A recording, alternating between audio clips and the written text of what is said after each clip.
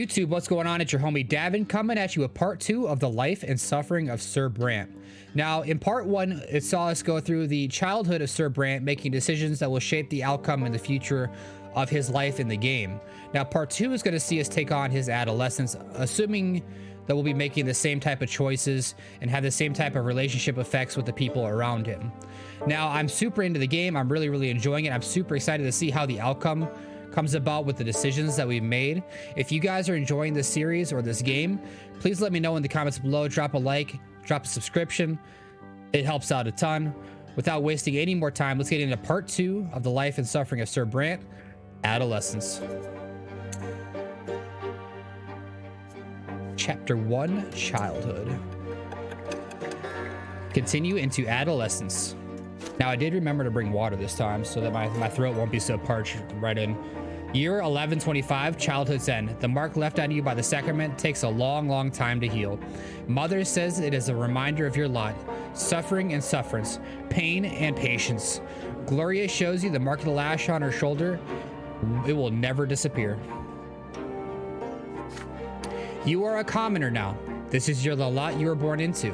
But Father keeps telling you to study hard so you may yet earn a different lot and become noble of the mantle. You recall the past with warm sadness, when Stefan still lived with you, or when he wrote to you for a time shortly after he left. Now he thinks it beneath him to write the commoners in his family. Mother didn't lock herself in the bedroom as often back then. This changed shortly before Nathan was born. But most importantly, you missed a time before the terrifying figure of your grandfather was constantly looming over you. You learned the true power of the lot only after the head of family's arrival. In grandfather's eyes, no commoner deserves to be treated with kindness. Is this just him, or is it the way of the entire world? The very thought makes you queasy. You are older now, and what's more, you are an elder brother now. You've learned how to care about someone else, how to teach and protect.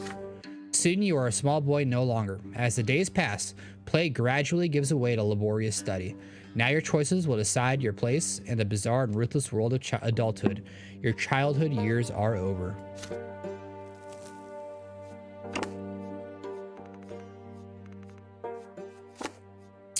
Important life chapters that happen to you in this chapter. That's just a list of the decisions that we've made up to this point. Important law landmarks. Let us begin. We are resolute, inattentive. We are ready for action, and we have only died once. Only once. Got beat by our grandfather with his cane. 8 years old, adolescence.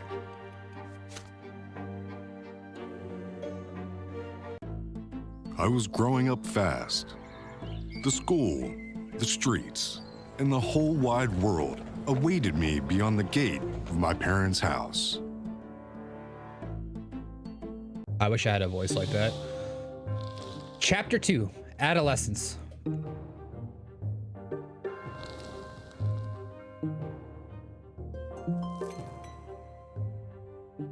You lived in this world for 8 years now. As you grow older, life grows more complex. The world of your childhood was limited to your house and family, but now that realm is expanding. It also includes your neighborhood, the nearby houses, the streets of the ancient city of Anazat. A question now looms over you, growing more pressing with each passing year. What will your place be in this vast outside world? Few people in the blessed Archnean Empire trouble themselves with this question. It's not within a man or woman's power to choose. Their destiny is predetermined by their birth and those who bore them. And yet your peculiar birth has granted you a choice. Your father is a man of nobility, a worthy example in matters of duty and honor.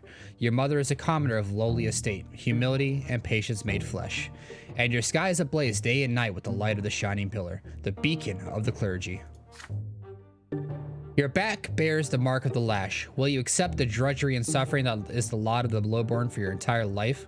Or will you follow in the footsteps of your father and your father's father and fight for the right to serve the empire as a noble of the mantle? Perhaps will you follow the twin god's word and offer spiritual guidance to others? The answer lies out there in the vast, terrifying world. What awaits you beyond the walls of your home?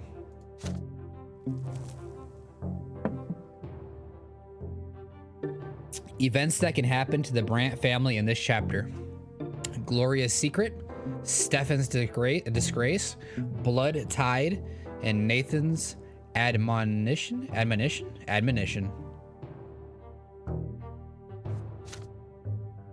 Events in the personal life of the hero that can happen in this chapter. Matters of the heart, revelation of the tree, and Sophie is saved. Your personal qualities at this age, they determine which choices you may take. Nobility, we're unprincipled, we're slow, mundane, ready for action, we have died once. The sections that open this chapter are relations screen is now available, province screen is now available, map of the empire screen is now available. Huh. I've never looked at any of these tabs yet. Pragos, Eterna, where are we at? Anizat, we're down here. Eterna is really far north. Overseer, Archduke of Melanidus. Patriarch is Photis. Okay. We're wealthy and have order. House of Bran. We have tarnished honor. We're at peace and moderate means of wealth. You have no relations yet. Okay. How to go back to chapter 2. All right. Let us continue.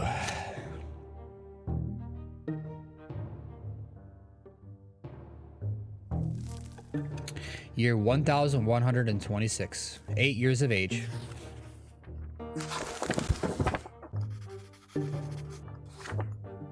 The family expects more and more of you as you grow up. The teachers and tutors hired by your father keep you on your toes all the time. Your life these days is dedicated to studying for your future, for the future of the Brante family. Your younger brother Nathan keeps growing up too. He can hold a conversation now. You never refuse him when he comes to play, provided you have a bit of free time between your demanding lessons. It is a rainy day today. Father and mother have gone to a ball and they left Nathan in your care. You lose track of time over the books in the sitting room, and Nathan goes off alone to splash in the creek. Soon you hear his voice begging you to come outside. He is on the porch, sobbing, all covered in dirt. You walk up to him as he continues to bawl. Nathan Brante. It's all that kid. He pushed me into the ditch and he called me names. He said I was a fancy pants too. A fancy pants fool. I said I'll call my brother. He's still there. You have to go punish him, Davvon. Nathan points at a lopsided wooden house further down the street where the poor artisans live. You see two boys lingering there on the porch. They are clearly both commoners, but far from poor. One of them is almost as tall as Nathan, and he frowns in a funny way, just like him. The other looks older, almost your age, but he is more broad-shouldered and taller. His name is Tomas. You've heard it before. Nathan Brante. There, Davvon. That's him. Nathan points to the younger boy and hides behind your back. Tomas grins and rolls up his sleeves to reveal strong forearms. He must have been helping his father with manual labor for quite some time. Tomas Guerrero. Listen up, rich boys. We don't give a damn about you or your friendship. We don't let nobody call our home a stinking rat hole. Your little brother earned his ditch dive. Maybe next time he'll dress normal and stop picking fights with people who can throw him in the mud. Your hands clench into fists before you react. Nathan called them names first. No wonder they did the same. That's how it goes. But pushing your brother into a ditch is too much. Tomas stands tall and confident. He sees no threat in you. You are about to get ready for a fight when you feel a tug on your sleeve. You turn your head to see Nathan, the one who started the whole mess. We have the option of either coming at Tomas and giving him a beating, say your brother is to blame, or resolve the matter peacefully. Now, I'll be honest. If somebody came up to me and called my house a rat hole and was picking a fight, I'm going to bring the fight to him. You know what I mean? I don't really blame Tomas in this situation, and he could have done a lot worse. So I'm going to try to resolve the matter peacefully. I don't think Tomas is entirely to blame. This quarrel can be resolved peacefully. He turned to Tomas and offered to solve the problem like adults. His brother will apologize to Nathan, and Nathan will apologize to him in return. There is no need to fight anymore, and you will give Nathan a piece of your mind when you get home. You and Tomas are all grown up and should act your age, you say. The blood rushes to Tomas's face when he hears this. Tomas Guerrero. Act our age, you say? Are you calling me a baby? You better shut your trap. This is all he says before he attacks. You barely dodge a fist flying at your face. You start trading blows, huffing and puffing with rage. The younger brothers gawk in awe at the sight. Tomas does not resort to fancy moves, dirty tricks, or stupid taunts. He displays nothing but skill earned in many a street fight, and his heavy fists aim for your head. You keep dodging him again and again, trying to reach him. He takes a couple of glancing blows, but easily shakes them off. What a bruiser. You start swinging your fist with greater and greater fury. Your heart is pounding like a hammer. You see nothing but the foe in front of you. How much longer will this take?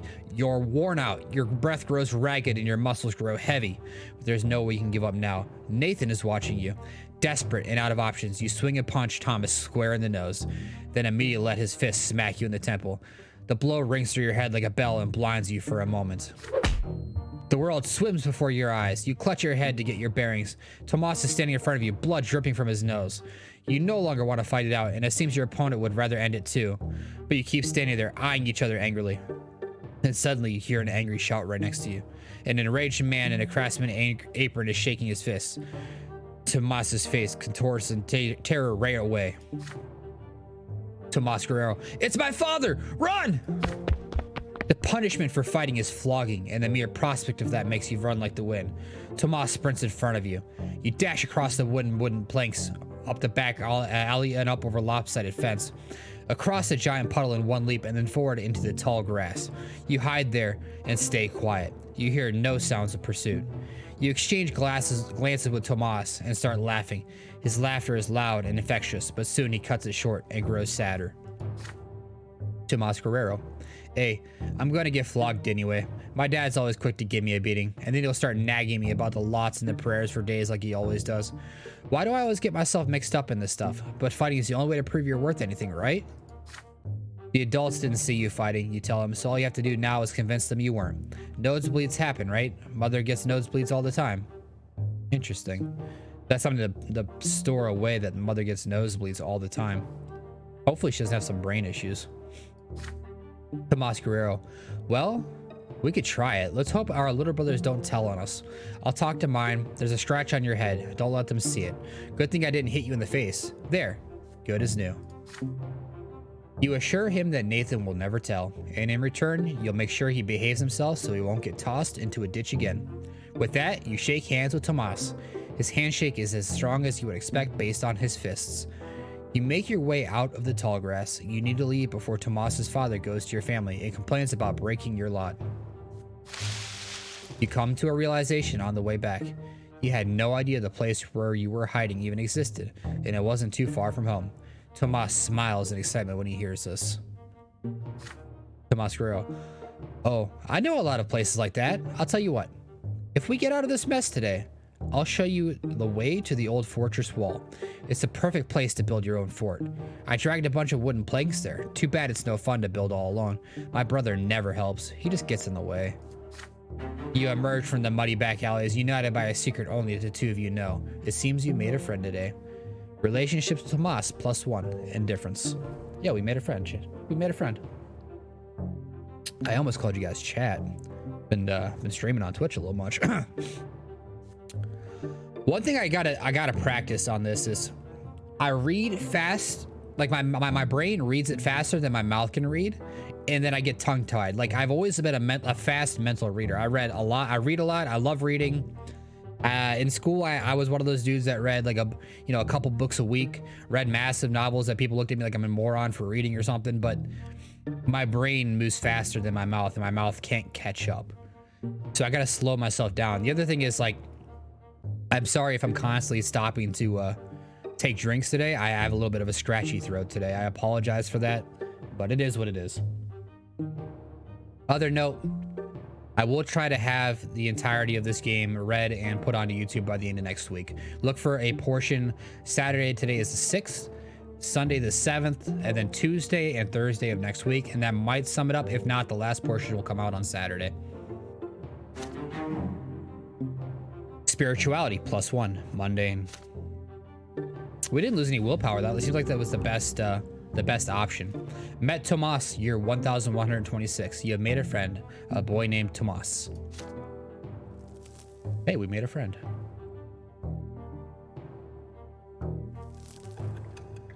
Year 1127, 9 years of age. Riders on the road. It is blistering hot today, even for the sun-parched land of Magra. As soon as you are done with your studies, you dash outdoors and out of the stuffy room. You and Tomas roll up your shirt sleeves, but it barely helps. You will gladly go shirtless had you only been in the company of other boys. But there are 3 girls in the yard today. They're doing the laundry in a big washtub, whispering and giggling. If you could, you would gladly keep watching one of them work. Uh-oh, we're hitting that puberty stage, I guess. She has big eyes of deep blue. Her dark hair is braided, and her plain gray dress is mended and patched all over. Her name is Sophia. She throws her head back a little when she laughs. The rays of the sun are reflected in her eyes. You, Tomas, and the other boys keep telling silly stories, anything to make her laugh. Sophia, you sure love telling tall tales, Davvon. Oh, I remember this one time. But then Sophia hears a voice calling her name, her home. She nods at you and runs across the street, smiling. Her light steps carry her forward, but her eyes are looking elsewhere. But then a stone on the road catches her foot. She stumbles and falls flat into the dust. The street starts shaking from the thundering of hooves. Riders appear on the road from around the corner. They bear a coat of arms you recognize right away. A sable serpent blade upon a field of vert. It symbolizes the Landis dynasty, the family of your province's archduke. The horses dash forward. A lost wooden toy on the road cracks under their hooves. They will not slow down. They are the nobles, and the rest must make way for them. Sophia is in their way, just now starting to get back on her feet. Her mother is crying for her desperately from behind the fence door. You freeze in terror. The riders surely see the girl. Are they going to stop? Are they going to trample her? In only a few moments, the beautiful girl will be toppled, trampled, and crushed. Hey, we got one more life. We're shielding Sophia from the horses.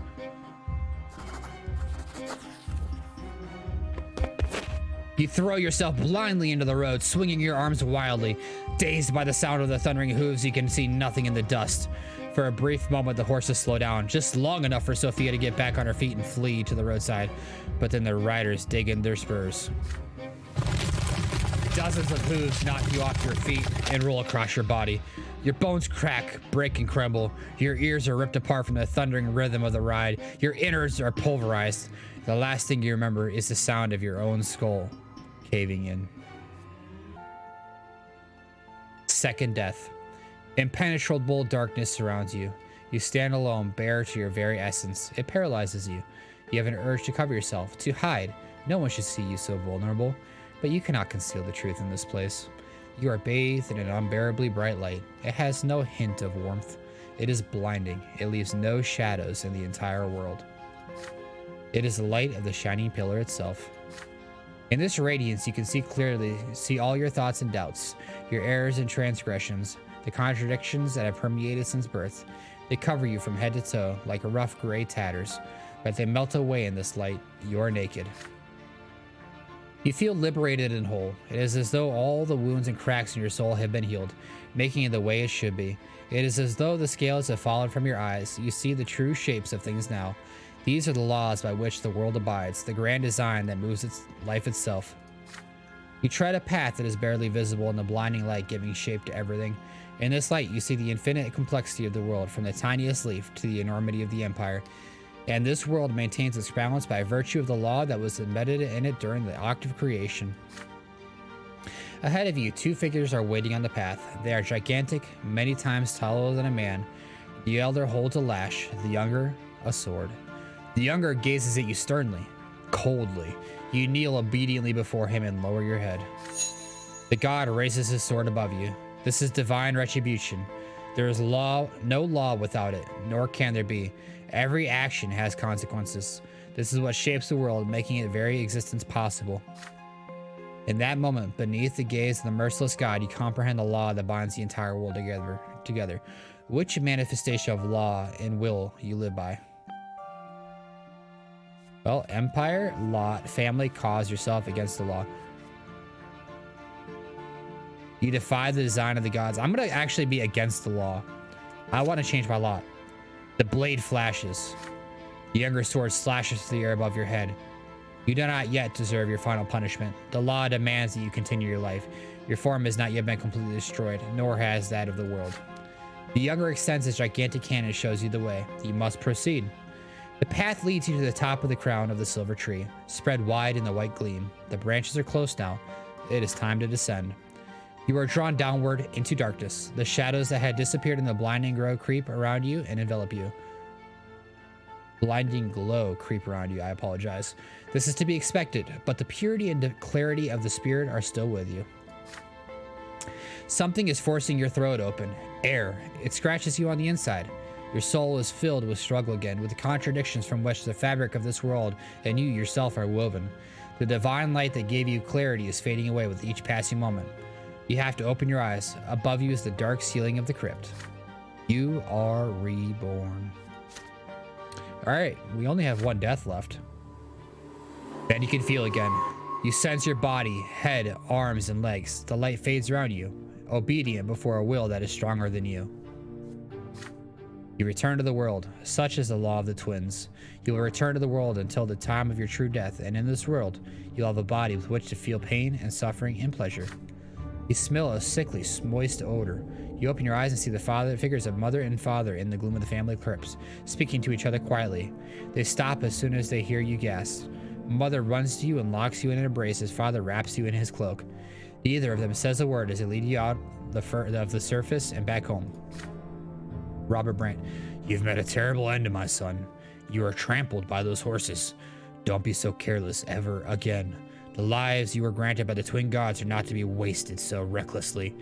You would be punished for this, but the twins have already meted out their punishment. You tremble, your steps unsteady as you learn how to move again. Your body is eerily smooth, fresh and renewed. Even the recent scars and scratches are all gone, but there's something new on it. A fresh black mark, a reminder of your lesser death beneath those hooves. Lydia Brent, remember that, by the twins' mercy, we're all given enough time in this world. Should you die before your time, you will be brought back by their grace. For 3 times they will rescue from a terrible fate, but the 4th death is true and final for all. Oh, so we have one more death to go. Every loss of a life we were granted at our birth is a heavy blow to us, but the gods told us not to mourn a lesser death, and so we will humbly accept this and move on. See, your body has been reborn anew, with all your wounds healed. Do not mourn your loss of life, my son, but thank the twin gods for their justice. Do not speak of this, and do not ever play by the road again, if you wish to keep on living. You cautiously go back outside the next day. Children from the neighborhood surround you. They all saw you get trampled, and now they all ask you the same question. What was it like to die? Tomas rescues you from their pestering and pushes you to the motley crew's side, hugs you, and pats you on the back. Tomas Guerrero. Look at you, buddy. You gave an entire life to save a girl. I'm sorry. Look at you, buddy. You gave an entire life to keep a girl safe. Then you see Sophia. She is standing nearby, shyly working up the courage to walk over you. Soon she finally approaches you and begins speaking rapidly. Sophia. Davvon, why did you? Why did you throw yourself in front of those horses? My life isn't worth any more than yours, so why did you think that? You weren't supposed to die there. It was all those riders' fault. They deserve to die, not you. Her voice rises to a shriek. She suddenly stops and runs back home. You stay where you are, watching her run, the golden rays of the sun dancing in her braided hair. Relations. She's okay, +1. She's indifferent towards me. Okay, I just saved her life. I feel like that garners a little bit more than indifference. If I only get a +1 to get my life trampled, I'm not running in front of horses anymore. I figured that would like be more than a +1 relation. You know what I mean? Maybe like a +3, like a friendly relation. Nobility +1, ingenuity +1, spirituality +1, willpower -5. Oof. We got to save some willpower to make choices down the road. So we're going to try to, if it doesn't feel like an important choice, we're not going to make it. I want to save it towards the end. I want to met this out. Conditions. You saved the local girl named Sophia from a lesser death. And we got an achievement. Yay!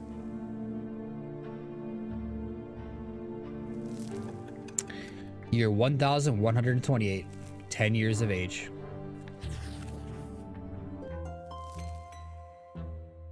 Soil and gunpowder. Sophia disappeared after the terrible incident with the horses. Her friends gossiped that her parents sent her off to serve a rich, noble dynasty. You haven't seen each other since that day, but you still remember Sophia's eyes, the sunlight shining in them. But no matter what, life goes on. You are 10 years old now. Your studies continue, and you are learning more about the land you live in. Anizat is an ancient city in an imperial province by the name of Magra. All soil in Magra was turned to ash eons ago, scorched by magic during the rebellion of Duke Sharma Landis. The magical arts are all but gone now, but the scorched earth has remained barren and fertile ever since. Since then, the entire province has lain barren, tormented by cold and scorching winds in equal measure, with few precious plants taking root on their own. All fertile land in Magra is bought elsewhere and brought here by an endless caravan of carts and carriages. To pay for food and soil, the cities of Magra become skilled in many trades, primarily mining and digging for metals and stone.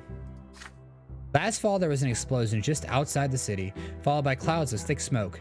The first such incident frightened the citizens, but then explosions and smoke became an everyday occurrence. Soon everyone grew used to it. Father explains that the miners are using a new invention called gunpowder.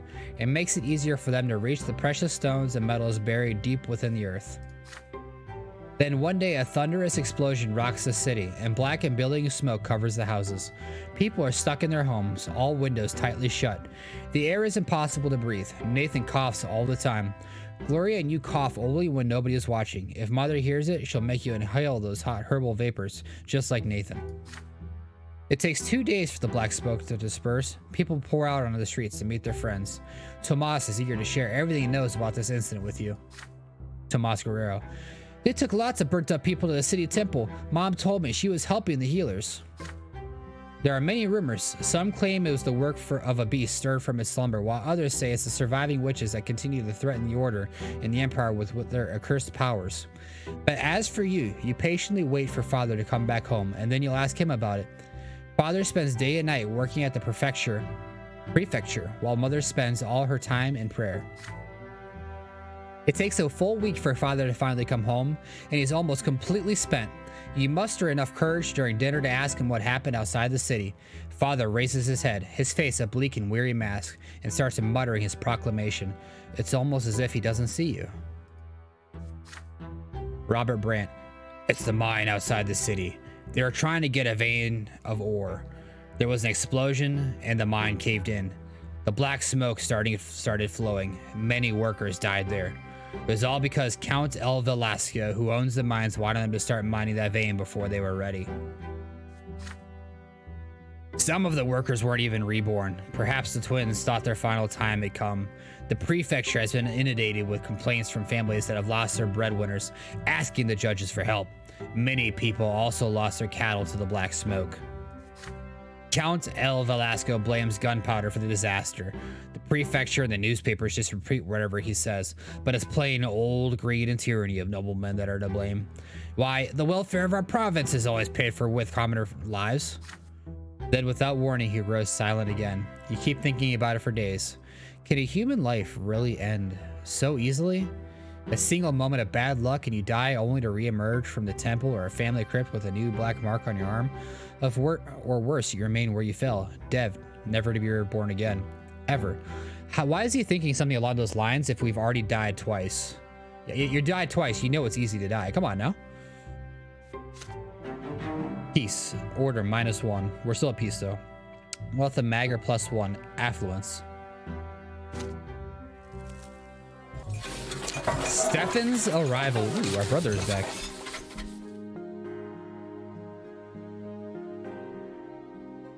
During lunch, Father tells you to stay home in the evening and prepare to meet some important guests. Your elder brother Stefan will return home by dinner tonight. Joining home will be your grandfather Gregor Brandt, as well as a noble friend of the family. You're excited about your brother's return. It has been years since you last saw him. How has he changed during his years away from home?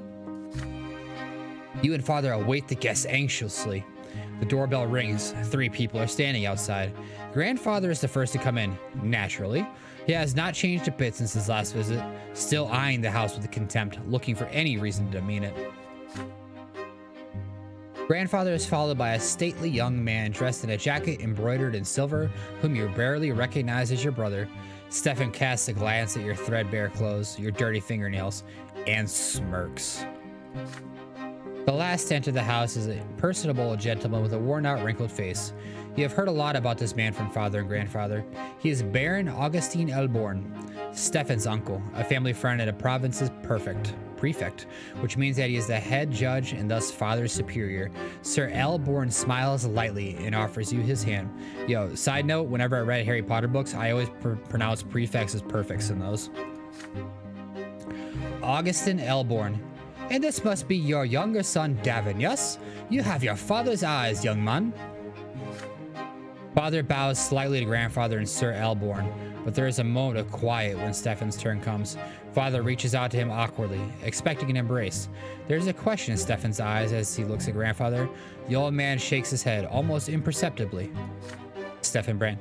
We noblemen oughtn't put our emotions on public display, father, not even after a lengthy separation. There is no embrace. Instead, Stefan nods to father curtly. He responds in kind, his face devoid of emotion. After the greeting, you proceed to the sitting room. Elborn is the first to enter. He kisses mother's hand, and Gloria's too, and tussles Nathan's hair after he sees him hiding by the table. Grandfather acknowledges them with a glum nod. Stefan Brant. Greetings, Lydia Brunt. I remember you were kind to me when I was but a child, and you must be Nathan. You could barely walk when I saw you last. Your brother ignores Gloria completely. Not even a greeting. You proceed to the dining room in a dignified manner and take your seats. The dishes smell delicious, but they merely punctuate the overwhelming tension at the table. Elborn is the only one with a friendly smile on his face. Augustine Elborn. The dinner is splendid, Lydia. Did you choose the dishes yourself? You have a truly refined palate. It warms my heart to know Stefan spent his early years with you. Womanly care always does a child good, no matter the estate. Your fork freezes near halfway to your mouth. You expect many things from a noble of the sword, but words of praise for a low-born woman are not one of them. You cast a glance at grandfather. He looks like he's about to choke on those words. I hope he does. Gregor Brandt. It would do my grandson more good to stay at boarding schools among his equals. Augustine Elborn. Please, Gregor. Parenting is no less important. Nothing can replace a mother's love, I cannot deny it. It saddens me greatly that my late sister could not be there to raise Stefan, but there will still be a family for him. He was surrounded by love. How could that be bad? And besides, his father was by his side all the while. A father's example is always the best. After all, Roberts earned the judge's rank the same way you did. Your grandson will surely follow in your footsteps. And who knows, perhaps even the younger men of the Brandt family will contribute to the... Gregor Brandt. You clumsy, low-born cretin. Everybody is startled by the sudden outburst. Grandfather's face turns red. He is glaring at a young lady, servant holding a pitcher over a glass. Stefan is sitting right next to her, dabbing a napkin on a fresh stain on his jacket. Gregor Brandt. Begone this instant! The lady servant runs away, leaving the pitcher on a small table by the door. After a quiet moment, Elborn smiles again. Augustine Elborn. It appears the servants have left us, yet dinner is far from over. Stefan Brandt. Worry not, uncle. There are enough commoners at this table to keep us served with food and drink. Stefan glares at Gloria across the table. She is sitting right next to you. She shrinks down and hunches over under his gaze. Father furrows his brow. Mother covers her mouth with trembling hands. Grandfather sneers. Stefan's gaze does not move. The silence lasts far too long. Then she starts to rise from her chair. Gloria. If the Brandt gentleman so wish it. Your hand clenching a fist under the table. How can he bring himself to humiliate his own family, his own mother and sister like this? It is all grandfather's doing. Stefan could not even bring himself to embrace father without his permission. And yet they are noblemen, and they have the right to act this way. If there is any way this dinner can become even more unbearable, you do not want to see it. So do we insult your brother, make small talk over dinner, or join Gloria in her plight? We're going to join Gloria in her plight. Okay, so we have to remember something here. We're low on wisdom. We don't want to get beat with a cane again, so insulting our brother is probably out of the question, and we want to be on Gloria's side. I feel like in order to escape this lot in life, we have to create a bond with those also of the same plight who might look at it differently too. If I remember right, the stages are at the end a revolt. So that leads me to believe that there is a way for us to leave the role that we were given, to lead a new lot, or to eliminate the lot in life in general. So I'm gonna do my best to be as cunning and as diplomatic as I can to fight the establishment, I guess is the best way to say it. So we're gonna join Gloria in her plight.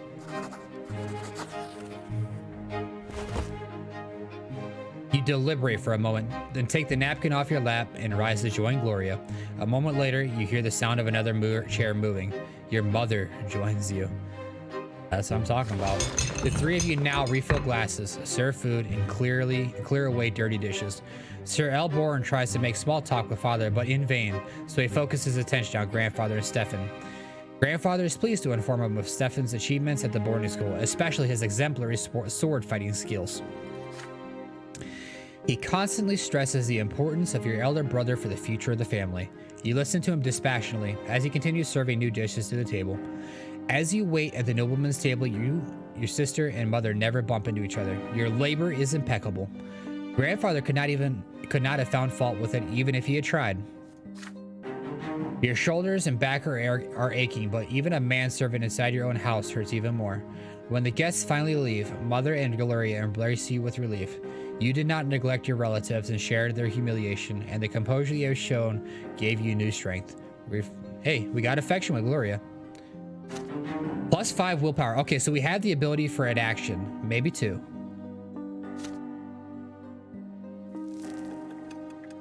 Year 1129, 11 years of age.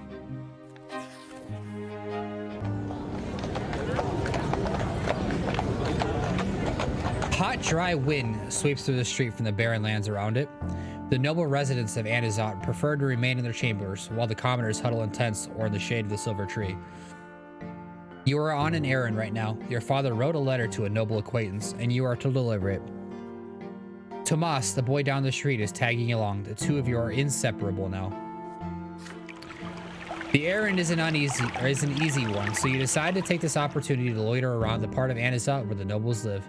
So here you are in the middle of the city square, resting on the ancient brickwork by the old fountain in the merciless shade of the gargantuan silver tree. Tomas is by your side, lazily slouching on the edge of the fountain's basin. Tomas Guerrero. Is it Guerrero or Guerrero? No, it's got to be Guerrero. Guerrero? I'm going to call him Guerrero for now.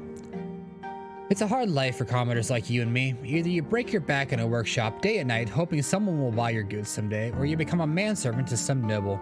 You never get a chance to enjoy life.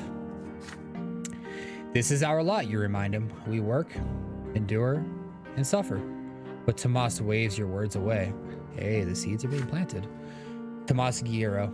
Yeah, I know that already. Mother keeps drilling that stuff into me. We must be humble, appreciate our strength is patience, persistence. So yeah, I say, but I want to make my fortune, no matter what. So how ain't that living by my lot, I ask you? But the lots, they ain't easy. Let's take you, for example, Brant. Your father's a nobleman, but even if that didn't make you one, just look at your hands. You never had to work as hard as me, but we have the same lot, so we're supposed to suffer the same. Or look at your father. He's a judge. He toils at the prefecture day and night doing his judging, and he's a noble? I've never seen an Arcanian work as hard as he does. You shrug. The Arcanians are a different race.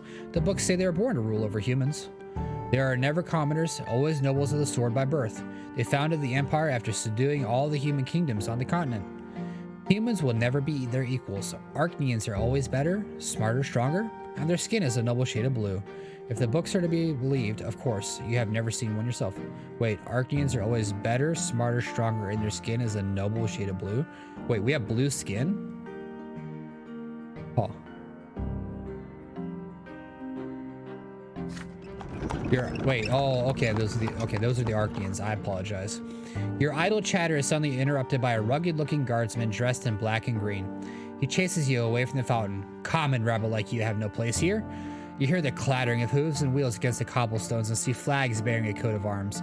A sable serpent on a field of vert. It makes you squirm. It is the Archduke's coat of arms, the Landis dynasty. The carriage door opens, revealing a young lady in a luxurious dress.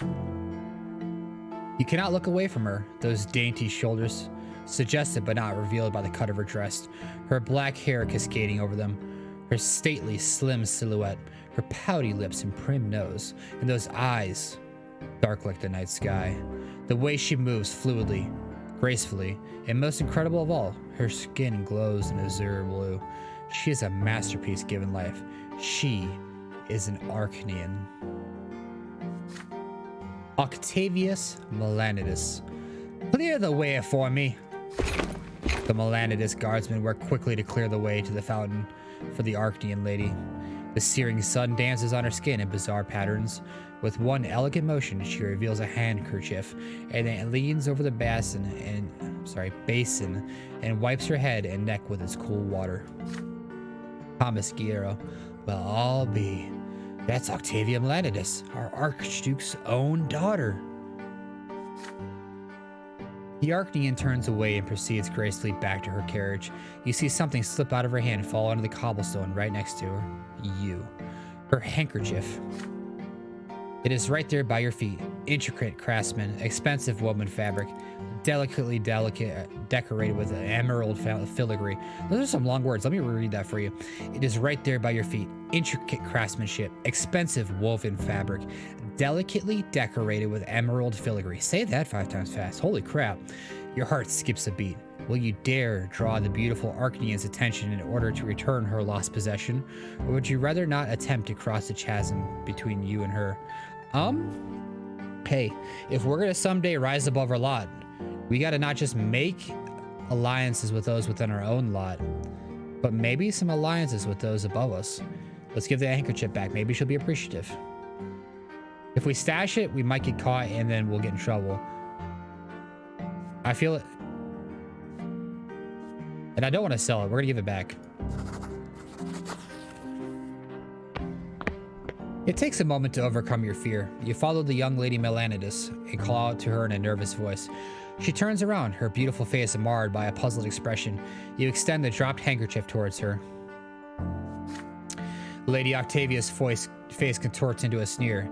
She signs to the guardsman indifferently. Whoa! A guardsman's gauntlet-clad hand slaps you in the face. It rings your head like a heavy bell. Your nose cracks obediently under the staggering force. The rest of you follow suit and you fall prone. You can discern the guardsman's voice through the painful din in your ears. Should I take the handkerchief back, lady? Octavia Melanides. After a commoner's hands have befouled it, let him wipe himself with it for all I care. The carriage drives away. Tomas runs up to you and drags you back to the fountain. Your head is still ringing from the blow. The fateful handkerchief is still crumpled in your hand. Hey, she remembers us, but I'm gonna be honest with you, that was, I'm gonna remember her. I'm gonna be remembering her. Her day will come. What a waste of willpower. Maybe it wasn't a waste. I guess we won't find out till down the road. Matters of the heart. Conditions. Meet a girl. You experience your first romantic...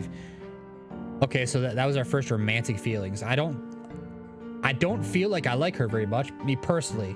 Like, not Sir Brante in the book. Me personally, Davvon IRL reading this right now. Not a fan of hers. But it is what it is.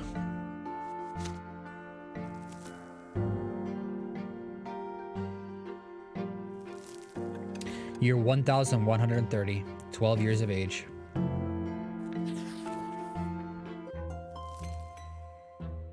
Year 1130, spring, the quorum decree.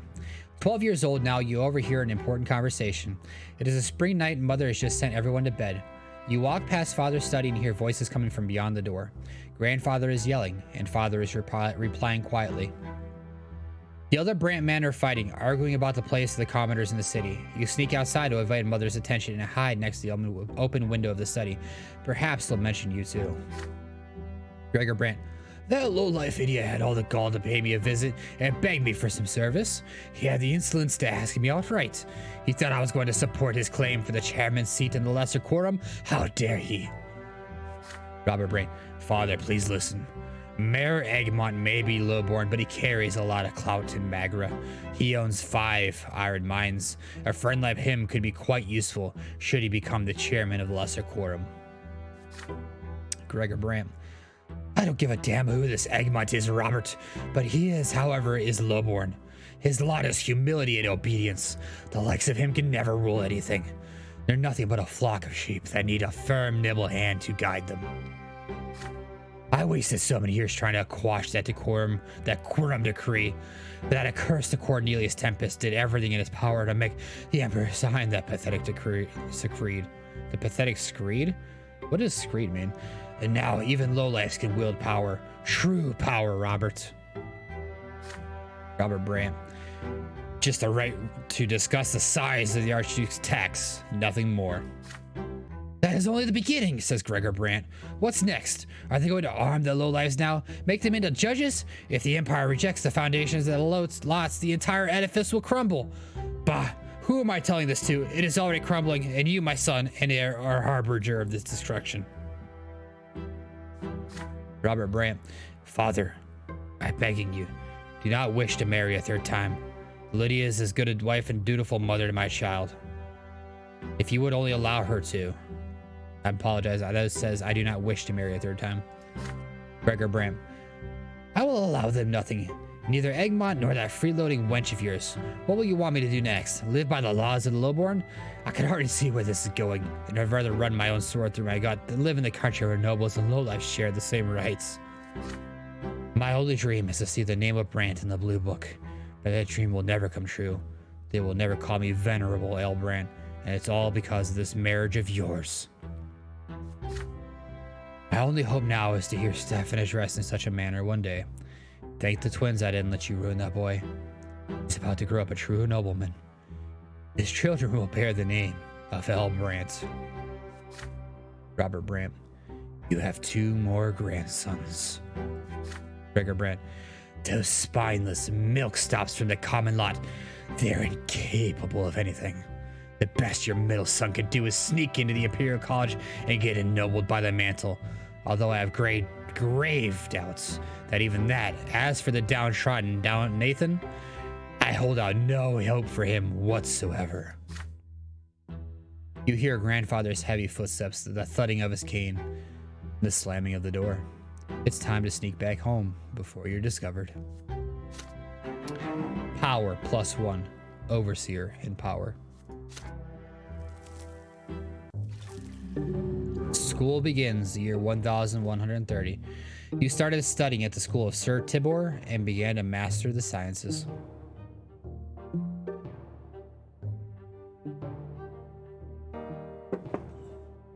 Man, this stuff's rough on the throat, dude.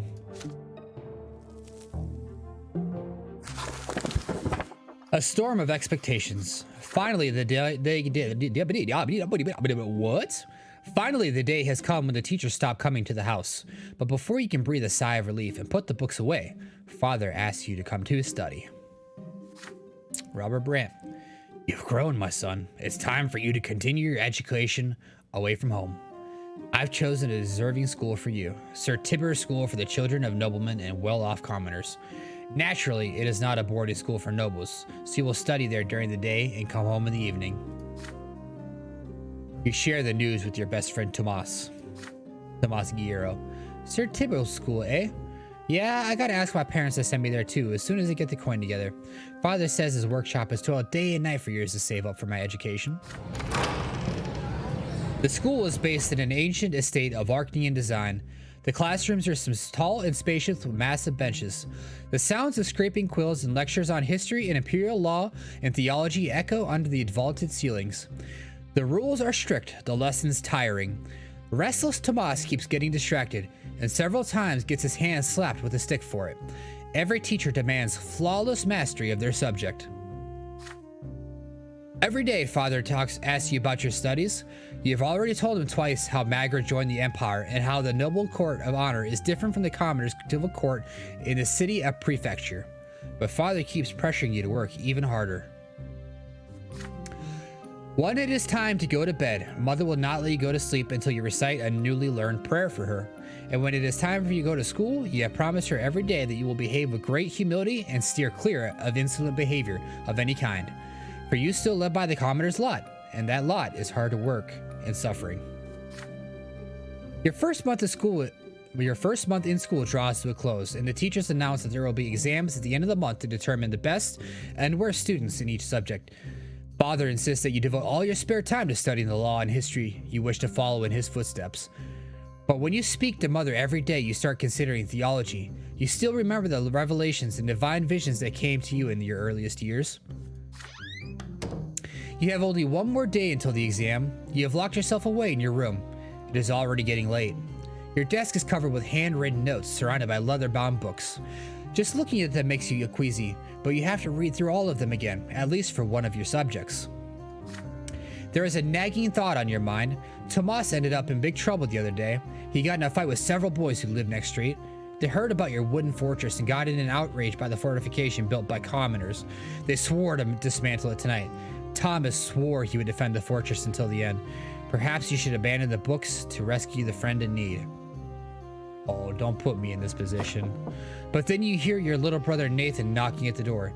He stands there shyly, not saying a word. He often does that, standing still and staying speechless until you either speak first or he runs away. But this time he actually says something. Nathan Brant. The door is locked. Are you okay, Davvon? Is there anything I can do to help? Your head is spinning. This is the last evening before school exam. If you fail, your family will be very disappointed. You have to refresh your memory on law or theology, either one or the other. But Thomas and your fort are about to be stormed. Why today of all days? You grind your teeth in rage at the thought. Nathan is by your door, trying not to bother you. He wants to help you the only way he can, for reasons known only to him. Will you accept his help? Focus on law and history. Go help Tomas. Study theology. Spend a moment with Nathan. Oh my God, this is... Oh, this is tough. This is tough. Okay. Let me reason this one out. If it was me in this situation,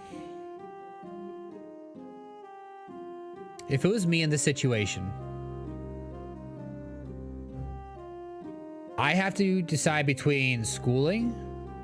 First of all, I'm gonna immediately rule out theology because I don't like the way I don't like the way society is run, and I think the theology of the society is a big issue with it. Focusing on law and history will get my step into the noble and change my lot in life to be a noble.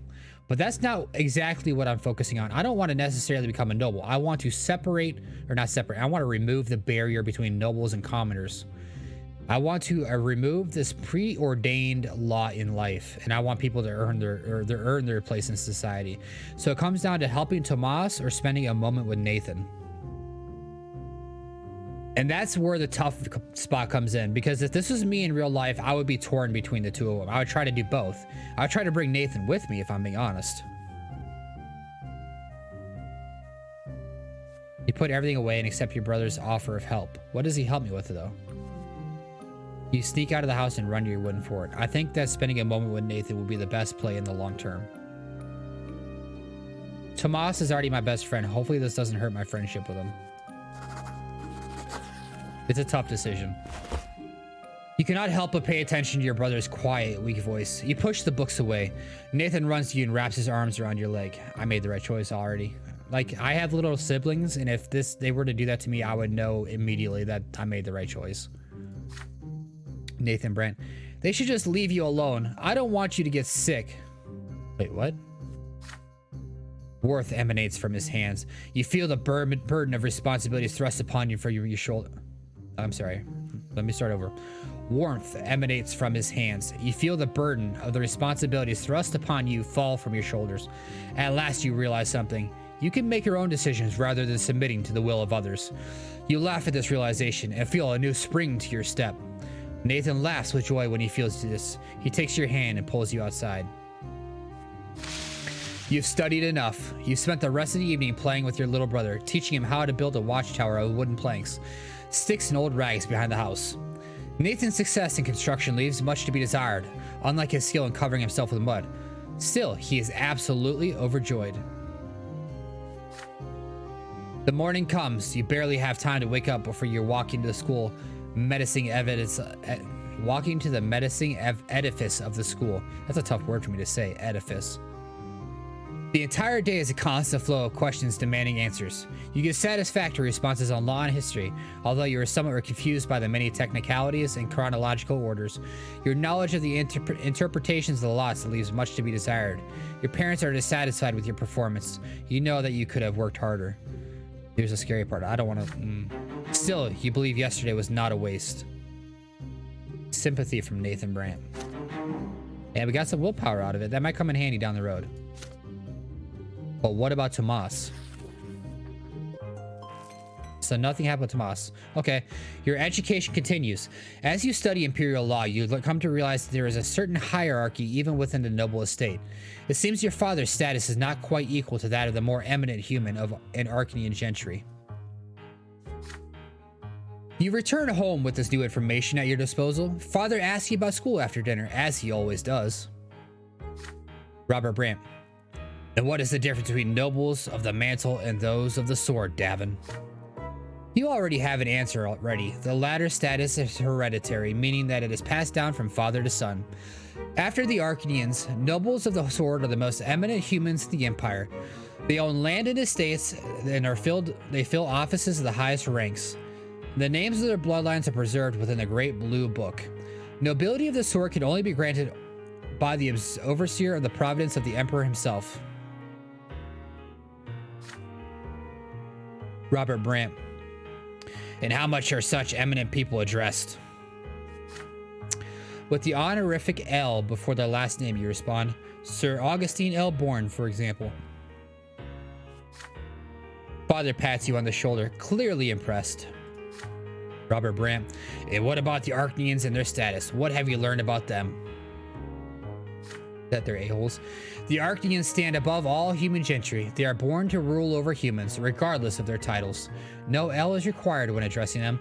They need no honorifics, for the names of their ancient dynasties are known to all.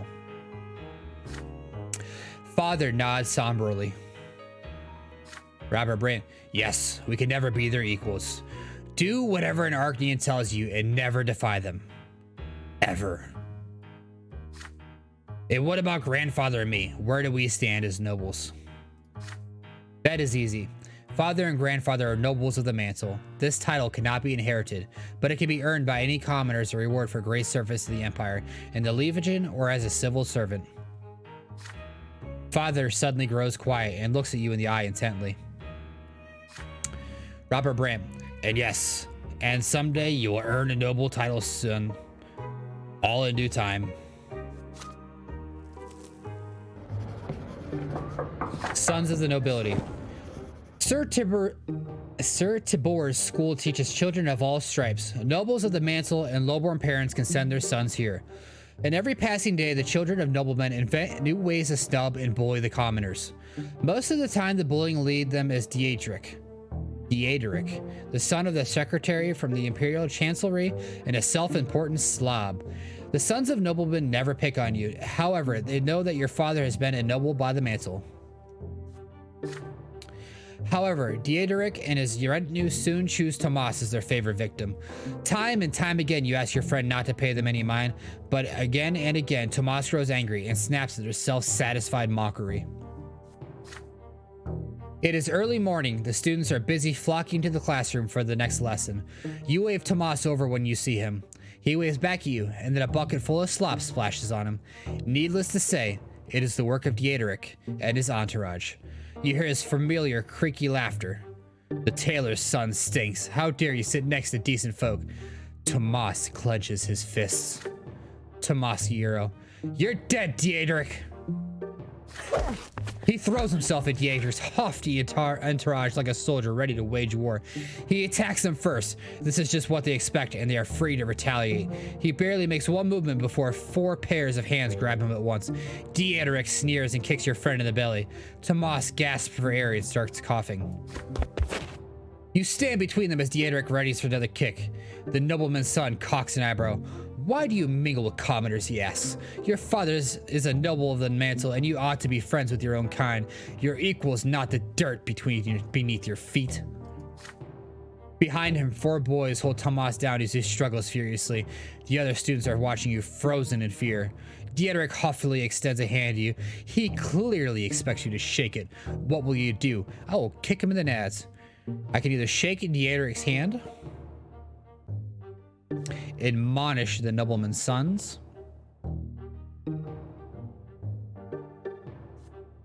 turn him over to the teachers, challenge Dietrich to a fight.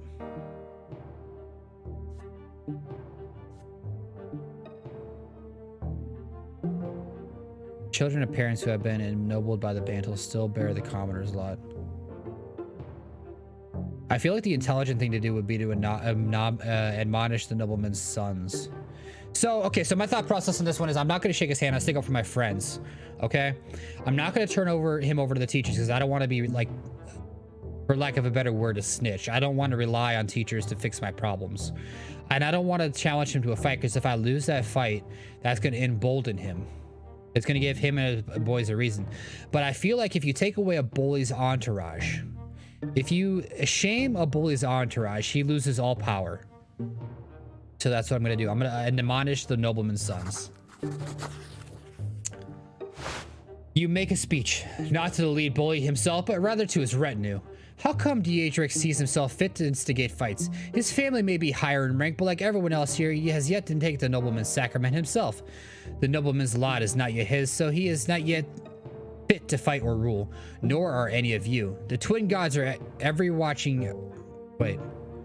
Typo right there. The twin gods are ever watching over us, you add, and they are ever vigilant. Do you dare to defy their will? Dietrich tries to retort. They've broken no laws, he says. All they've done is teach commoners the mean of suffering. You call upon the knowledge gained from your theology lessons and easily pick his argument apart. Every man's first duty is to follow his lot, and Dietrich and his friends lack the humility to accept that they are not yet true nobles. The hands holding Tomas down grow weak. There's a whisper among the students around you. You're right. The twins are always watching how we follow the lots. Dietrich's retinue quickly dissolves in embarrassment. He furiously orders them to come back and join his cause, but exhortations are all in vain. The other boys are clearly impressed by your words. The noble children will think twice before acting out again.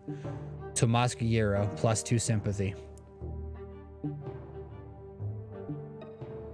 I think I made the right choice. Spirituality +1. Hey, maybe using these lots to my advantage, you know? When can I use these lots against them, though? Like, 1,131 year. 1,131. I read that backwards for some reason. We are, I believe, 12 years old? I lost track. I didn't read it fast enough. The Silver Tree. Your theology teacher tells you more about Anazot. It is more than just provincial capital. It is also a sacred place blessed by the gods. It is where the gods' first disciples spilled their blood, and from that blood grew the secret silver tree. An enormous foliage hangs over the city. You see its branches in the sky every day, but you have never approached the trunk of the tree yourself. Today you will be taking your first trip to the Silver Tree. Your class is visiting a service in the great temple by the tree's very roots. Thanks to your theology teacher, you and the other students will witness a landmark, this twin's advent up close. Everybody is excited. Soon, you and the other boys enter the slums surrounding the church district of Anazot. The roots are pulsating under your feet. They spread underground all throughout the area. Pathetic, cramped hovels and filthy streets surround the trunk of the tree. They are home to paupers, day laborers, and preachers. The people of the district bow humbly to you and point you towards the temple. They seem at peace despite the abject poverty in which they live. All who live directly beneath the tree are filled with its divine grace, your teacher says. People come here to make peace with the world and their fate in it. Your class is unusually quiet. Everyone is listening to the rustling of the leaves and the underground beating of the roots. The sky above you is obscured by the tree's canopy. You find the temple of the twin gods right next to the tremendous trunk of the tree. It almost seems a part of it. There's a crowd there. Pilgrims dressed in traveling clothes, paupers and beggars, common people of the city, and the occasional well-dressed noble. There are arguments among some people who are gathered in separate small groups. Many people are wandering around, staring upward at the tree's branches. The tree impresses you with its might and calm emanating from it. You are filled with a desire to sit down and think of the world, to learn something about yourself, to touch the silver white bark and hearken to the whispering leaves. You are distracted enough to fall back from the rest of your classmates. You notice a small path. It should take you right next to the trunk. A tall, red-haired woman walks out of the crowd of pilgrims. She is wearing A tall, red-haired woman walks out of the crowd of pilgrims. She is wearing a worn white robe. She is no longer young, but her face is youthful and covered in freckles. Her hand clutches a book. You have never seen this lady pilgrim before, yet she looks at you almost as if she has recognized a lifelong friend. She beckons to you and says her name is Matilda, a preacher from Astynia. What she says next shakes you to your very core. It is commendable to see a young man so keen to learn the teachings of the twins, she says, yet you will never follow the light of the truth within the walls of the temple. Inside you will only follow all the you will find only the lies of the lots, the erring words of the prophet Isaicius, sanctified by the passage of centuries. Yet anyone who sets out to read the accounts of the twins' own lives know that they never so much as mention the lots. The red-haired preacher's words frighten you. They clash with everything you have heard from Mother, everything you've been taught at school. The lots are a lie? You freeze in fear. Should you argue with Matilda? Or are you asking her for more information? Or should you treat her as a mad woman caught up and catch up with your classmates? You suddenly feel a small and warm hand grasp your own. You see a girl right next to you. She is just a little older than you, wearing a black dress, threadbare, yet almost spotless. Her hair is covered by a handkerchief with only a small golden lock showing. Her brown eyes are burning with rage, her hand pulling you away from the red-haired preacher. You stare at her in confusion at the strange young girl, your cheeks flushed by the sudden touch. There is just a bit of color on her cheeks too, but then she starts speaking to you quickly. Jean. We'll go with Jean. Or Jean? I'm gonna go with Jean because it's easier for me to pronounce. Don't listen to her! She's dangerous. Come to the temple with me. Only there will you see the truth. You stand there surrounded by the crowd of praying pilgrims and the sounds of shuffling feet torn between two people you should have never seen before, and each of them expects you to follow her. But all the while you hear the whisperings of the wind in the tree's branches. The branches reach out for you almost as if the tree wishes to speak to you itself. Can you hear its voice? Give into the epiphany. I can't give into the epiphany. That makes me sad. I don't like not having a choice. Follow the girl into the temple. What truth will you learn inside the temple? Stay with the red-haired pilgrim. Leave them and approach the tree.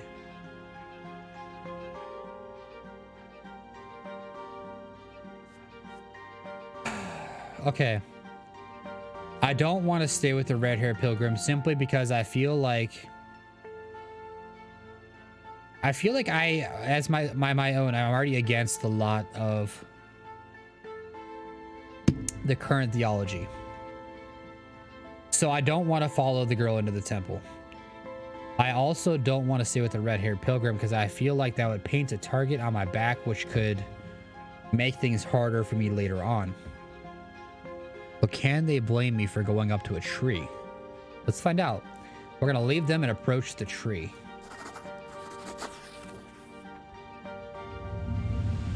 The tree is beautiful. A silver white foliage stretches and spreads towards the sky, held aloft by a trunk so thick it would be a challenge to walk around it. The leaves rustle and whisper peacefully in the wind. The tree, it seems to speak to you. You walk away from the odd-looking preacher and the young acolyte, ignoring them as they call out to you. You walk around the temple in the crowd of people, getting closer to the tree with every step. Then you extend a shaking hand and touch the bark. It is unusually warm. You can feel a pulse beneath the roots. The tree is alive. The roots are so gigantic. They form large grottos, spaces of air embraced by the roots in the ground. You squeeze into one of those grottos. It is unusually quiet and bright, shielded from the noise of Anizot. Right now, there is only you and the tree. You sit down. There are leaves rustling all around you. The only noise you hear is the beating pulse of life that flows through the tree. And this pulse beats in time with your own heart. You feel clarity and calmness, free of doubt and frustration. The tree speaks to you. Or are they your own thoughts, so strange and unfamiliar and eye-opening? These thoughts speak of soothing love and of crystal clear law, and of law and love intertwining to bring the miracle of life to you. You stop slouching and your frown becomes a light smile. Hours pass like fleeting seconds.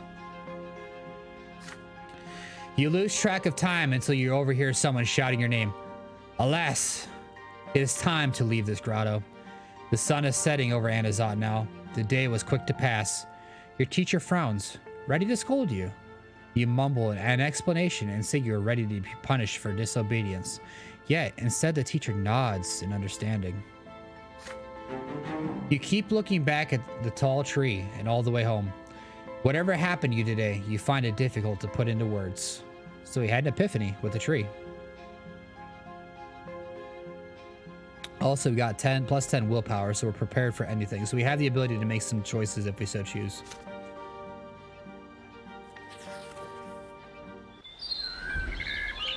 The shadow of the past. Another school day has ended. You are making your way home, still mulling over the things your teacher learned from... The teacher learned from our lessons? No. Still mulling over the things you learned from your teachers. The founding of the empire, the eternal and unshakable rule of a single dynasty. The three estates, each with its own rights. What an odd sort of order the world has. And yet so mysterious. At least, it sounds that way when your teachers talk about it. Mother is waiting for you on the porch. She smiles gently when she sees you, and yet her expression still shows great concern. Father left on a trip to several distant Magran towns a few days ago. Since then, Mother has been trying to tell you something, but she seems uncertain. Lydia Brant, son, could you put your things away and come pray with me? You join Mother in prayer to the twins. She prays with fervent sincerity, her head bowed low, reciting the words of obedience to them and their greater design in a barely audible whisper. You repeat after her, just as she has taught you ever since you were a little boy. When the prayer ends, Mother sighs and turns to you. Lydia Brant, Davvon, my son, you are 13 now. You'll be grown soon. It's time you learned about certain things that are important to your family. Difficult things. It's about your father and me. About our marriage. You gaze curiously into Mother's eyes. Lydia Brant, I'm sure you've wondered about this before. Your father is a nobleman of the mantle, so how could he marry a commoner with another man's child? But you see, Davvon, your father, when his first wife Amelia Elborn died, it was a painful blow to him. He lost the will to live, lost all purpose. He felt like his own destiny was cut short that day as well. And then he met me. You know, the troubles I had in the past. I went to the prefecture as a petitioner to ask them for help, protection, justice. When I was a young girl, I worked at a small shop that sold crockery and dishes. A nobleman took a liking to me. May his name forever be forgotten. The twins know I was humble and honored his lot to rule. But he took me by force. Mother falls silent, summoning the courage to continue. Gloria is that nobleman's daughter, but he was outraged. How could I have a gall to burden with low-born progeny? He turned me out on the street with that little baby girl in my arms. Mother's voice is shaking now. You take her hand tenderly. Lydia Brant, I had no home, no honor, nowhere to go, no one to help me. When I went to the prefecture, I didn't really think the judges there would help me find justice against my former master. But when Sir Robert heard my plea, his eyes met mine, and I believe that, at the very moment, the twins themselves granted him the gift of their love. Your father told me that there was nothing he could do to make that detestable nobleman marry me, but he would never abandon me and baby Gloria. And if I agreed, he would take me into his own home. Tears are running down Mother's cheeks. And I knew it, my son. I knew how much his honor and reputation would suffer. But caring for me brought him back to life. It's like he experienced another sacrament. He rediscovered his noble purpose, his lot to rule and protect and care for others. But his decision to marry me, he is still paying for it today. Your father had the courage to defy your grandfather, the founder of his bloodline. If only you knew how much he had to endure, my son. If only you knew the despicable rumors we heard about the Brants all over Anazat. It was only thanks to the efforts of Sir Gregor that the Brant bloodline manages to hang on to what little remained of its reputation. And now the noble families have all but forgotten about that scandal. Thank the twins. Mother falls silent. She looks at you intently. You understand what she is telling you. Lydia Brant. My son, I'm telling you that this just to share the pain of my past. I have no reason to complain. Even Sir Gregor has accepted me through gritted teeth. But you need to understand the heavy burden our family must bear, including our scandalous marriage and Gloria's foul origin. And Gloria, she could never be a Brant. Even if the elder Brants agreed, the news would stir up the old scandal in the minds of high society. And if that were to happen, Davvon, they would see even your birth as illegitimate. Mother sighs heavily. What I told you just now is something you have to know, son. You are about to enter adult life. By my lot, I must be humble. I cannot tell you how to treat your family, but may I ask you a question? Now that you know all this, do you still see Gloria as your sister? Of course I accept Gloria as my sister. That's not even a hesitation. Filled with determination, you assure Mother that Gloria is and always will be your sister. You want Gloria to be a Brant too, and you want her to be a part of your family. Who cares what the nobles say of Anazat say? Mother beams with quiet joy when she hears this. Lydia Brant. Oh, Davvon, if only you knew how happy that would make me. You have our family united at last. However, the joy on her face quickly gives way to concern.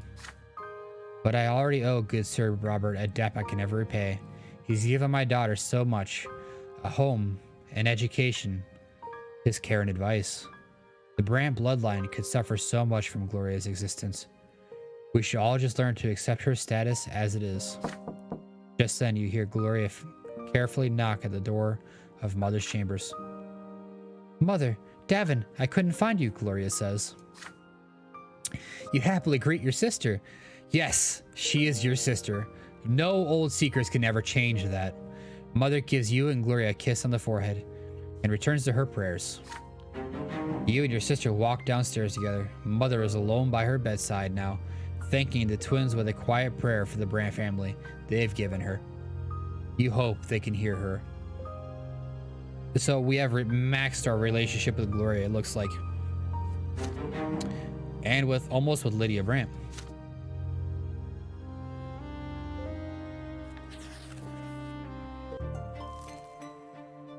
Year 1131. Fall, the flash and the flame. You are 13 now. Another theology lesson? Today's sermon is about the priests and why the clergy is the only one of the 3 estates with the right to interpret the lots and guide the other 2 estates accordingly. Tomas sits next to you, huffing and puffing as he fervently writes down the teacher's every word. But you've all heard this from Mother many times before, so you take this moment to daydream a little. Father promised to take you to the capital once your studies are complete. But the teacher suddenly casts a stern look around the lecture hall and raises his voice at one of your classmates. A boy by the name of Brian jumps out of his seat. The teacher asks him to repeat what he had just said. Brian freezes and seems to shrink. He tries to muster a reply, but nothing comes out. The class becomes agitated. Someone is about to get punished. The teacher now looms over Brian. The boy's cheeks are flushed and his eyes are covered in tears. You all watch the teacher's iron brown book as he raises it sharply, about to strike. Brian shrieks and raises a hand in front of him. A sudden flash. The teacher screams and buries his face in his arms. His hair is ablaze and his skin is covered in horrible burns. It's magic! Real magic, just like in the books about the Magra Rebellion. The class freezes in shock. There's a dull thud as the ironbound book falls to the floor. Brian's hysterical laughter rends the silence. He stands up from his bench, fire in his eyes and barks on his fingertips. There are screams now. Students run from the door. The teacher tries to extinguish his burning hair. Brian snaps his fingers, and the books of Asatius on the desk turn into pillars of flames. He laughs and raises his arms, and the curtains catch fire. The screams grow louder as the fire howls. Brian's face is tense and violent. His mouth is spewing flames, and his whole body is shaking with laughter. He steps towards the door. You and Tomas glance at each other. Tomas Guerrero. He's going to burn the whole school down. Your friend's determination makes you brave. You run behind Brian and knock him off his feet. You both tumble to the floor. Even through his clothes, his body sears your flesh. Brian screams and convulses and grabs Tomas by the shoulders with his burning hands. Tomas howls but stays put, then knocks Brian senseless with several fierce blows to the head. Hey, one sec, I need a drink.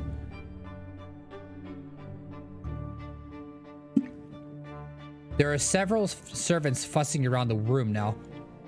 They put out the fire and take away the teacher, his body covered in horrible burns. You and Tomas remain next to Brian, who's laying on the floor silent. Soon, 3 men in black coats enter the doors of the school, each bearing an edict sealed with silver. The Inquisition. You and Tomas are told to step away from the witch. They lock Brian's neck in a silver collar and take him away. One of the Inquisitors remains behind to tell the students what happened. That was magic, he explains. The ungodly power that twists the minds of men into savage instruments of murder.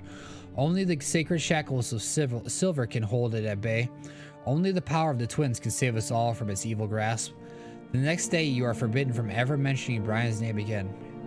He is no more. Tomas Guerrero, +1 relation. I was really hoping I wouldn't have to use my third death there, luckily. The Nobleman's Lot. A great day looms ahead. 100 years ago, Uther Tempest was anointed to rule over the Empire. Blessed by the twins themselves, the Emperor's reign continues into the 2nd century. Celebrations in honor of the Tempest dynasty are held throughout the city, and the school is closed for 2 weeks because of that. One of these evenings, Father tells everyone that Grandfather is going to bring Stefan back home for the holiday. They say families should celebrate the day of anointment together. You could benefit from your elder brother's company. With his noble education, Stefan might be able to teach you how noblemen are supposed to act. Soon, Stefan arrives. He now handles himself differently. When it comes to ordering servants around and ignoring Gloria, he is still Grandfather's double, but he is more grown up now and far less haughty to you. It is a dark winter evening. A damp, cold wind sweeps through the city from the barren lands of Magra. You and Stefan are sitting in the library. He is telling you all about Eterna, the capital of the Empire. It is so full of so many wonders. The Imperial Palace, the enormous Temple of the Twins, the Military Academy, the Imperial College. You have read so much about these places, yet you've seen them firsthand. Nathan enters the library. He looks concerned. Nathan Brent, I can't find Gloria. I looked everywhere. She's not in the attic, not in the sitting room, not in the kitchen. I heard she wanted to sneak off to the ruins of Sharma Landis' palace. She could be lost in there. You and Stefan exchange looks. Shar Melanidis, the rebellious duke. The ruins of his palace are a dangerous place. Some children claim his tainted magic still lingers there, which means you absolutely have to make your way there and back again to prove you are not afraid of the long-dead witch. Your brother tells you to wait. He leaves and soon returns with his sword on its sheath. Stefan Brant, get ready, Davvon. We are going to rescue Gloria. She must have gone to the ruins in search of inspiration for another of her little rhymes.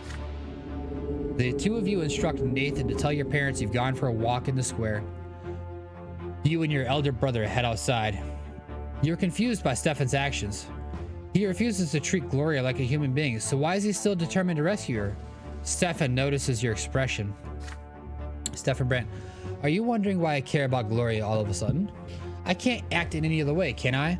The law of honor compels me to protect my family. Gloria will never be a Brant, but the father still took her into our house. I must respect his seniority and defend Gloria like she's one of our own.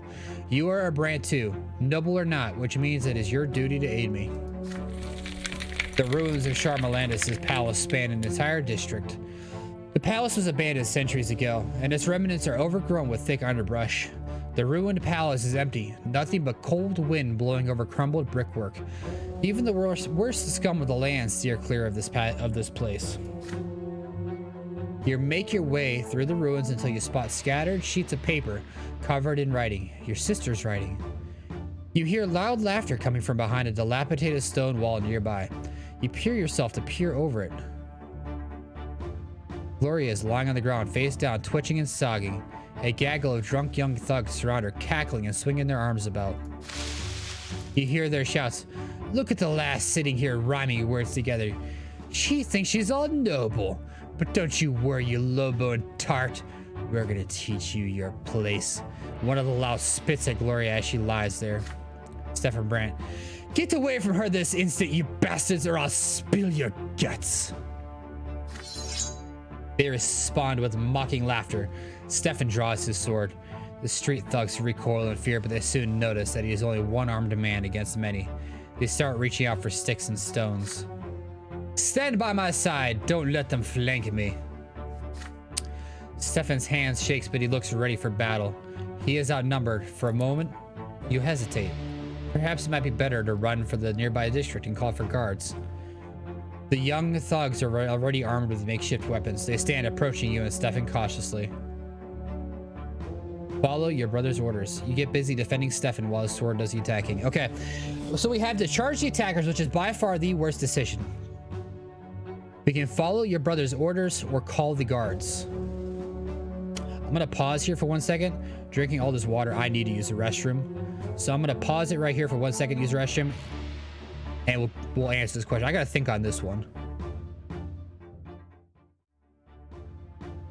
All right, so we gotta make a decision on this. I took like a good 10 minutes to think on this, and we're gonna follow our brother's orders. I think that I kind of wonder if Stefan is in on this.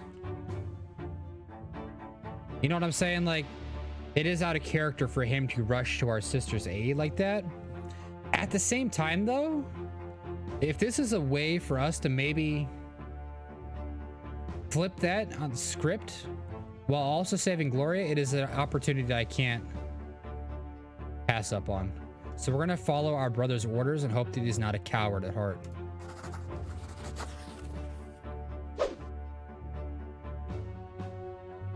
Stefan's firm voice fills you with confidence. You follow your noble brother's orders. It takes a moment to grab a stick, and then you are at Stefan's back, angrily swinging at the louts as they try to bring him down. One of the louts lunges at your brother with a stone, but you hit him with a stick, and he falls down right at Stefan's feet. His sword flashes and the blade sinks deep into the young man's stomach. He wheezes. Blood starts pouring onto the ground. The thugs freeze. Stefan pulls the sword out, his face an inscrutable mask, and returns to his fighting stance. You are stunned to see Stefan take another man's life so easily and effortlessly, like picking his own teeth. The thugs look like they are about to flee, but there is rage and confusion on their faces. They never expected the young nobleman to use the sword. Stefan just scoffs at them.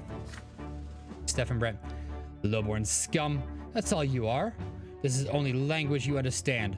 Good job, brother. Gloria, get up. We're going home. He turns to glance at your sister, giving the enraged thugs just enough time to rush you. You get separated from Stefan. Your back is against the wall now. They hit you hard in the stomach, then the face, then the side of their head. Then your mind slips away. When the darkness disperses, you find yourself lying in your bed. Stefan is in an armchair next to you, reading a book. He is alive, with left arm in a sling and a black eye, but still alive. Your head is spinning and you feel nauseous. You try your best to sit up. Stefan looks up from the book. Stefan Brant, don't try to get up. You've lost a lot of blood. I suppose that was a few thugs too many for a single warrior, even with good backup. I'm impressed. We fought like an army. The noble orders, the commoner obeys, all according to our lots. We defended the family's honor together. You know, brother, the nobleman's lot is also a great burden that few are able to bear. It takes courage not to fight everything you see, but to do your duty. Each and every decision a nobleman makes becomes a part of his family's legacy, flowing in the blood tide forever. I think about it often. A noble mustn't act weak. A noble mustn't suffer like people of the low-born lot. A noble must rule over them wisely. A noble must ensure that they have work to do. It's not merely your own lot you have to look after. You have to ensure that 1,000 others can live by their lot as well. And there are so many more matters to take care of. Honor, dignity, tradition. It's tough, but it's what it takes to be a nobleman. Do you understand what I'm talking about? There is approval in your brother's eyes for the first time in a long while. It was a pleasure to fight side by side, brother. Cool, we got, sympathy with him still. Less willpower, and we got more honorable. Okay.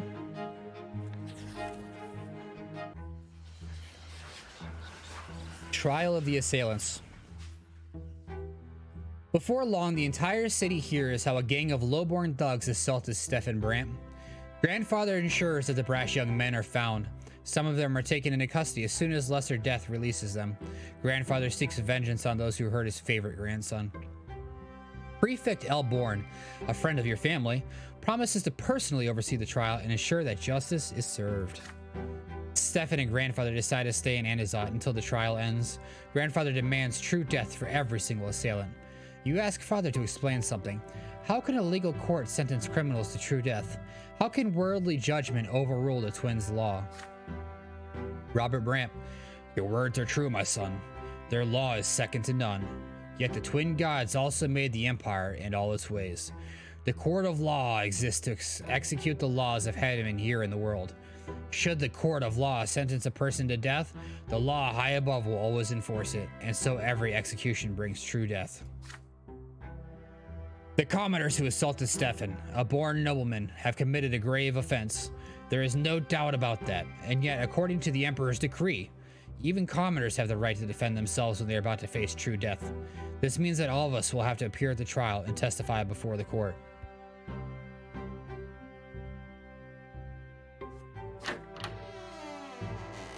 Evening comes. Gloria visits your room. She looks crestfallen, and her fingers keep reaching for her long hair. You put away your school books and ask what is bothering her. Gloria, trial is tomorrow. I thought I was going to appear there too as an eyewitness. After all, this whole mess started because of me. But Sir Robert isn't even going to mention that I was there. Can you imagine? He says it would ruin the case. Why am I always in the way? Nobody ever mentions me. Nobody has to listen to me. It's like I don't even exist. And I thought Stefan standing up for me finally meant something. Maybe I will become a part of the family, but no. Everything is back to usual now. Gloria tries her best to hold back tears. You do your best to comfort her. Father just needs to keep the family out of trouble. Gloria, if Sir Robert believes that I only bring trouble, why did he take me in... Okay, this is not text. This is completely side note. They needed to proofread this just a little bit. I think this is the 4th or 5th spelling error or grammatical error I've seen so far. 2 in each video to this point. I'm not complaining big, but when I'm reading like this and I have the flaw of, again, reading faster than my mouth can. Mentally, I'm reading and my mouth can't keep up with it, so I stumble over words bad enough as it is. This should read, if Sir Robert believes that I only bring trouble, why did he take me into the house at all? I feel like a game like this, where it's like 15 hours long and is completely based around a narrative, you at least should have like caught this and proofread. Just read it out loud. You know what I'm saying? Just something for them to think of going forward. Gloria runs away. You return to your books, but you can't help but get lost in thought. What if they told the court you weren't there either? How would you feel then? There is a knock at the door. It is Father. He closes the door behind him and sits next to you. There is an exhausted look about him. Robert Brante, son, you'll be testifying before the court tomorrow. Please remember what I'm about to tell you. Gloria wasn't at the ruins at all. You went there with your brother to inspect this historic site. The low-born men insulted Stefan first and then attacked him. Stefan had managed to deal with the assailants on his own by the time the guards intervened. Glorian will cast suspicion on the case. If we mention her very existence to the court, the reputation of the family will suffer. Your grandfather will never forgive me if that happens. Do not let me down. We are all counting on you.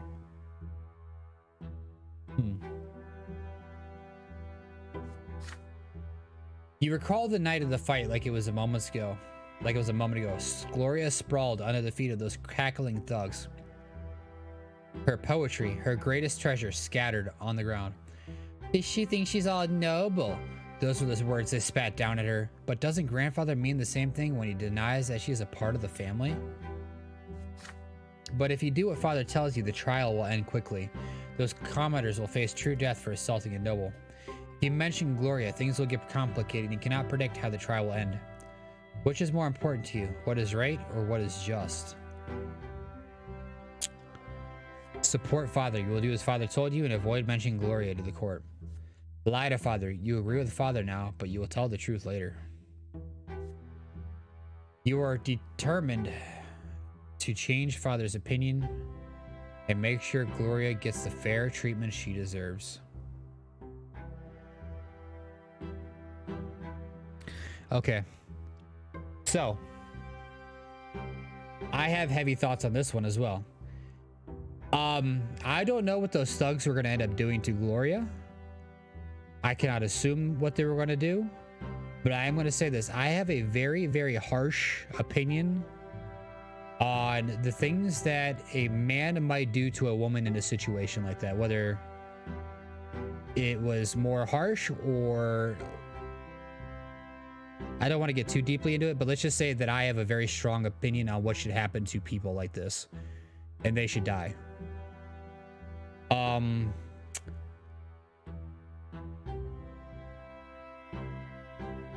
In the grand scheme of punishment, justice needs to be served. And if that means having to lie in order for the correct outcome to come about, okay, I can't take lying either to have the correct. I can't put someone to death lying. At the same time, that is what's wrong with the society, is that I have to lie in order for someone, just because they're not noble, in order to get retribution for what happened to them. So I feel like I'm in a no-win situation. If I tell the truth, I feel like they could escape judgment. But if I lie, then I feel guilty that I put the judgment on people who probably deserve, but I didn't tell the truth about it. I'm going to convince father to change his mind. I feel like that's the only answer that might come to a correct conclusion that I'll be happy with. I feel like I'm in a no-win situation on this one. You look father straight in the eye and tell him what you think. You are not going to bear false witness in court. He is a judge himself. How can he make you lie to Sir Elborn? And what of Gloria? Is she not a Brant too? Does she not deserve justice? Or maybe grandfather's right and she is just a freeloader who deserves nothing but shame? If so, then how come father agreed to take her into his home under his protection? Saying this to father is tough. Deep inside, you pray he hears no weakness in your voice and sees no blood rushing to your cheeks. But it seems he is listening to you intently. The wrinkles on his forehead grow deeper as his fingers stamp out a staccato against the armrest. At least he listens to me, you know what I mean? Robert Brant. This is going to be tough, son, but you're right. You are right. I took Gloria into my home, and so I must protect her like my own daughter. This is my decision, and I must stand by it. I will speak with Stefan in the morning. Now I pray your grandfather never hears of my change of heart. The day comes. The trial takes place in the lesser hall of the city prefecture. Sir Elborn himself presides as the judge. You are the first to testify to the court. You tell the court the truth about that night, how the thugs humiliated Gloria, how Stefan and you came to help her, and how Stefan defended his half-sister. Out of the corner of your eye, you watch your grandfather's face grow red, yet he remains silent. There are confused whispers in the hall. The commenters on trial cry out, "It's the truth." Gloria was reciting poetry and they simply told her she was defying her lot. The situation has changed. By this account, Stefan was not acting in defense of himself or another. He merely assaulted them first in order to retaliate against those who had insulted his half-sister. You spread your feet to stand firm and inhale before you speak next. You ask the hall, is it not a nobleman's duty to honor his family's name? Gloria does not have the Brante name, but the father took her into his home. Therefore, it was Stefan's duty to protect her as he would have protected any of you. Contemptuous chuckle rushes through the courtroom. You've just reminded the city of father's shameful second marriage. Stefan is to testify next. He reluctantly confirms your testimony, glancing at father and grandfather all the while. His arm in the sling is his main argument. Stefan wanted the commoners to stop insulting Gloria, yet in the end, the commoners were the first to assault him. After a short recess, Sir Elborn returns and rises to deliver his sentence. Augustine Elborn. The court of Anazot finds you guilty of assaulting Stefan Elbrant, a nobleman who stands in defense of the honor of Gloria, a member of his household. All 4 defendants are sentenced to true death by hanging. There is no wind, but you feel a gust sweep through the hall. The defendants turn pale. Their mothers are bawling and crying. Everybody in the court feels the dreadful power of the law, and it is stern and just. That very power has been invoked by this sentence, and by that very sentence, the lives of the 4 young men are literally forfeit for all eternity. The gallows await. Stefan stands in the front row. Father stands next to him. The wood creaks. The trapdoor is open under the young men's feet. They dangle in the air, wheezing and reaching out for support with their feet in their final moments. Grandfather's silence ends at home. He screams at you and father as Stefan and Gloria. This trial is a disgrace. His screams are punctuated by the thudding of his walking stick against the floor. Father says they have to defend their family. It would have truly been a disgrace if they had shirked their responsibilities. Stefan excuses himself to bandage his arm in order to stay out of the argument. Gloria is quiet, but glowing. You stay quiet too. It is all over now. It is all over now. Nobody bullies Gloria on the streets anymore. Those 4 commoners are dead forever.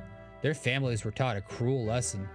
So will it be with anyone who dares to raise his hand against a nobleman. I am happy with my decision. If I don't care, this dickhole of a grandfather is everything that is wrong with the law, and that is what I hope, that's what I aim to destroy in this game. I have grown to hate the structure that is built so far in the story. And if that means pissing off my grandfather, well, screw him. It is all over now. Nobody bullies Gloria on the streets anymore. Oh, I already read that. Tarnished honor. I don't give a damn. Peace. Peace and unity. We have a very united family. And honestly, to this point, I like the way the family holds together. I like how Robert Brante sticks up for the commoners in his family. I like how, except for how devout maybe their mother is, I like the way she treats those within the family as well. How she cares about their standing and does what's best for the family overall, sacrifices for the family. I like how the family is built, but the family is not built in the perfect image of what the lot is supposed to be within the society. I feel like things would be better without it.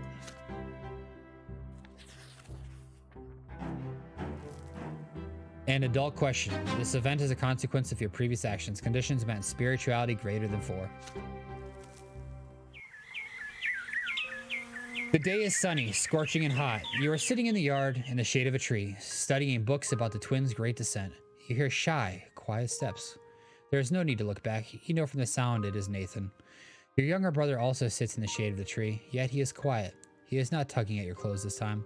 That is unusual. He's just sitting by your side, breathing loudly. You tear yourself away from the book and look at your brother. Nathan is deep in thought. He seems uneasy. He is fidgeting with the symbol of the twins, a cross inside a circle, the lash bound around the sword. It is Nathan's pendant. He wears it all the time. Not today. Silence wears on. Nathan takes a deep breath, like he's about to speak, but he does not. His face grows even grimmer. He looks unusually hurt and bitter. At last, Nathan gathers his courage. He takes another deep breath. His eyes narrow. His hand clutches the encircled cross. Nathan Brant, tell me, Davvon. The twins, they hate me, don't they? Nathan's voice is quiet yet firm.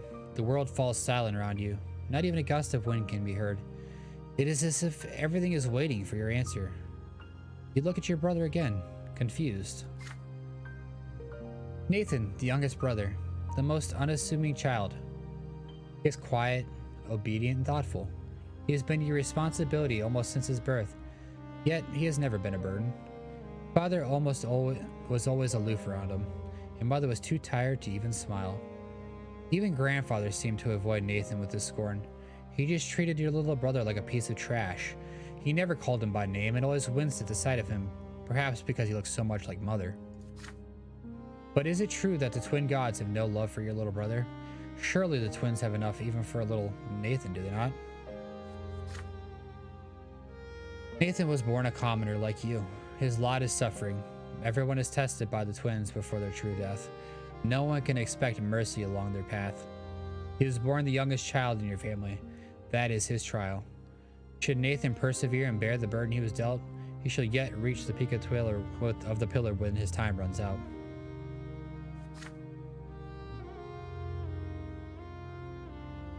There is hope in Nathan's eyes as he looks at you. Guiding others in matters of faith is the clergy's lot. You are no priest, yet you cannot stay quiet. You see his pain. You see his trepidation, and so you will tell him what you think. What are you about to say may be a turning point in his life. Dispel Nathan's fears. Confirm Nathan's fears.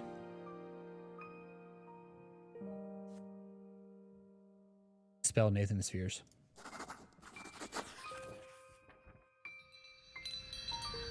You tell your brother that the twins are more than just law and will. They are also love. So writes Asatius, the disciple of the elder, and so says mother. And both you and him were brought into this world through their providence. It is true that their love is quite unlike the love humans have for one another. They cannot forgive others unconditionally, like mother or father would. Your parents love you no matter what, but they are unlike them. And yet the twins bear no hatred, for they descended to our world and granted us knowledge of how to live. And this is a great treasure indeed. The twins put us all to the test with the hardships they send. They watch how we follow our lots.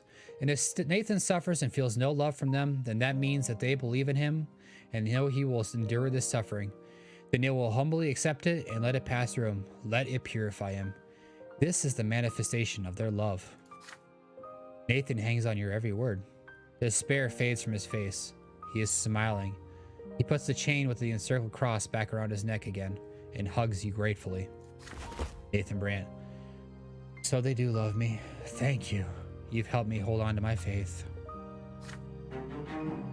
You hug Nathan back and hear him sniffle on your shoulder. He'll remember this little talk for years to come. I feel like I might have made a mistake there. By telling Nathan about that, if I am going to tear down the twins, like is the intent, or like is maybe the possibility, that might cause me to butt heads with Nathan if he gets really far into his faith, because it looks like Gloria is kind of against the entire, I mean, she's doing poetry. She doesn't like her lot in life. I believe our father can be persuaded. Our mother might be more of an issue simply because it'll be hard for her to leave her lot to accept anything other than servitude to the family. Stefan, I can see going either way. He's stuck up for our sister, but who knows how far that will go. We're soulful. Your younger brother Nathan Brant receives a spiritual admonition from me.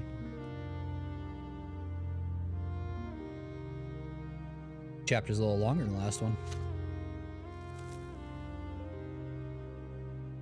All right, where are we at? The year is 1132. We are 14 years of age. Agony. Stefan leaves soon after that trial, alone. Grandfather does not go with them. For the first time in a long while, he lingers in the house for more than a fortnight. Father says Sir Gregor is ill and needs rest. Several months go by and it becomes clear that grandfather will not recover. The eldest Brante is mostly bedridden now. On some days he has trouble recognizing people. If he means to address you or Nathan, he calls you Robert, your father's name. But when he does get out of bed, the house grows empty. The servants hide. Mother locks herself in her chambers. You and Nathan run outside or hide quietly in your rooms. If grandfather sees anyone in the hallway, he begins lamenting.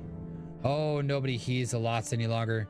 Any harlot with a child can marry a nobleman these days. Children have no respect. His son betrayed him and let him down. And oh, how the Brante family has lost its honor. Again and again, you hear grandfather knocking at mother's door, screaming that it is all her fault. He blames her for ruining his chances to find bliss in the hereafter. He blames her for dooming him to suffer at the foot of the pillar. You overhear your parents talking one night. Mother begs father to move Sir Gregor to his old home and spare the children his decline. Father refuses her outright. It is late at night. The hot, dry winds are coming.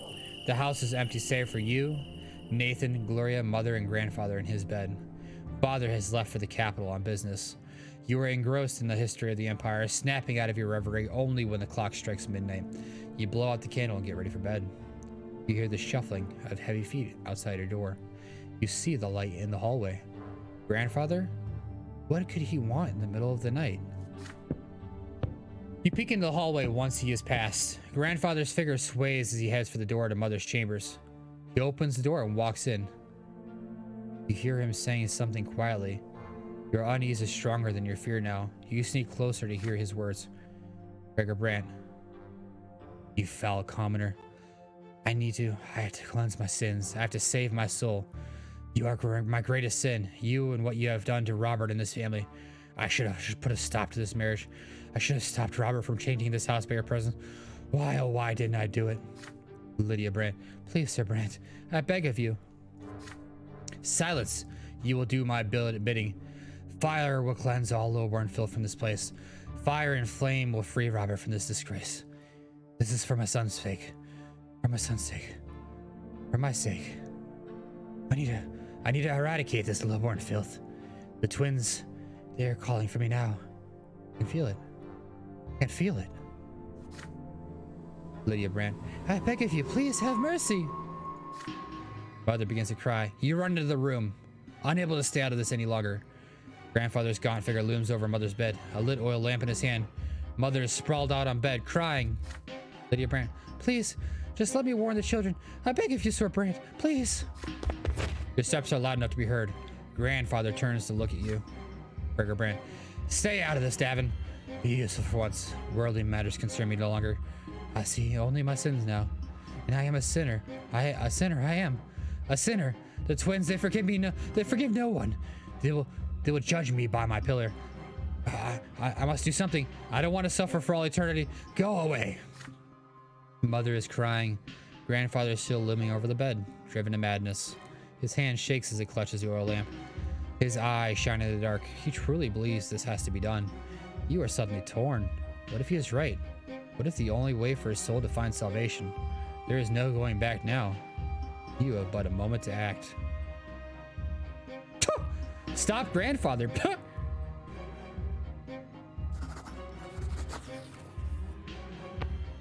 You look at grandfather defiantly and lean a step towards him. He stares you down with rage and throws the oil lamp at the floor. You manage to catch it, but just barely. Several drops of hot oil hit the rug, not nearly enough to start a fire. The lamp's glass is hitting blistering hot. It burns your hands, but you still hold onto it safely. Gregor Brante. You lowborn scum. You ruined everything. You're every bit like your mother. You. Enraged, she takes a swing and you squeeze your eyes shut, but he does not hit you. Instead, there's a deep exhalation. You peek at him with one eye, just to see him collapse, all his strength fading away.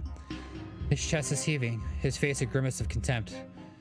Another heavy exhalation. The contempt is gone. There's only fear now. Grandfather's eyes wide open, almost in surprise. He exhales. His eyes grow dim. Mother is there whispering her prayer. She is shaking violently. He put the oil lamp gently on the bedside table and called for the servants. They carried the body away. It does not disappear. True death has found him. He will never return. You spend the rest of the night with Mother in the sitting room. She will not let go of your hand. For many, many nights afterwards, she keeps seeing her grandfather's shadow out of the corner of her eye. Father returns from Eterna the morning after. He is unusually composed as he arranges for the funeral. The house becomes quiet, not the looming heavy sort of quiet of the past few months, but the calm relief you all feel now that the crazed old man is no more. At last, Gregor Brante, the family's patriarch, has departed for the hereafter. Gregor Brante has achieved true death, and good riddance to him. Bastard got what he deserved. We're gonna keep a little willpower in the chamber for the next one. Grandfather's demise in the year 1132. Your grandfather, Sir Gregor Brante, left this world forever to meet the twin gods.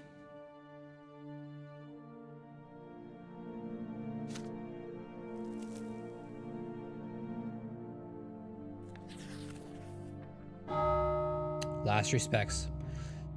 The night of grandfather's death has shook your family to the core. Yet no matter how it happened, your grandfather, Gregor Brante, is dead and will never return. He was a fearful shadow looming over the rest of the family. The Brante patriarch, exerting his influence on all the lives below him, and all you will remember him forever.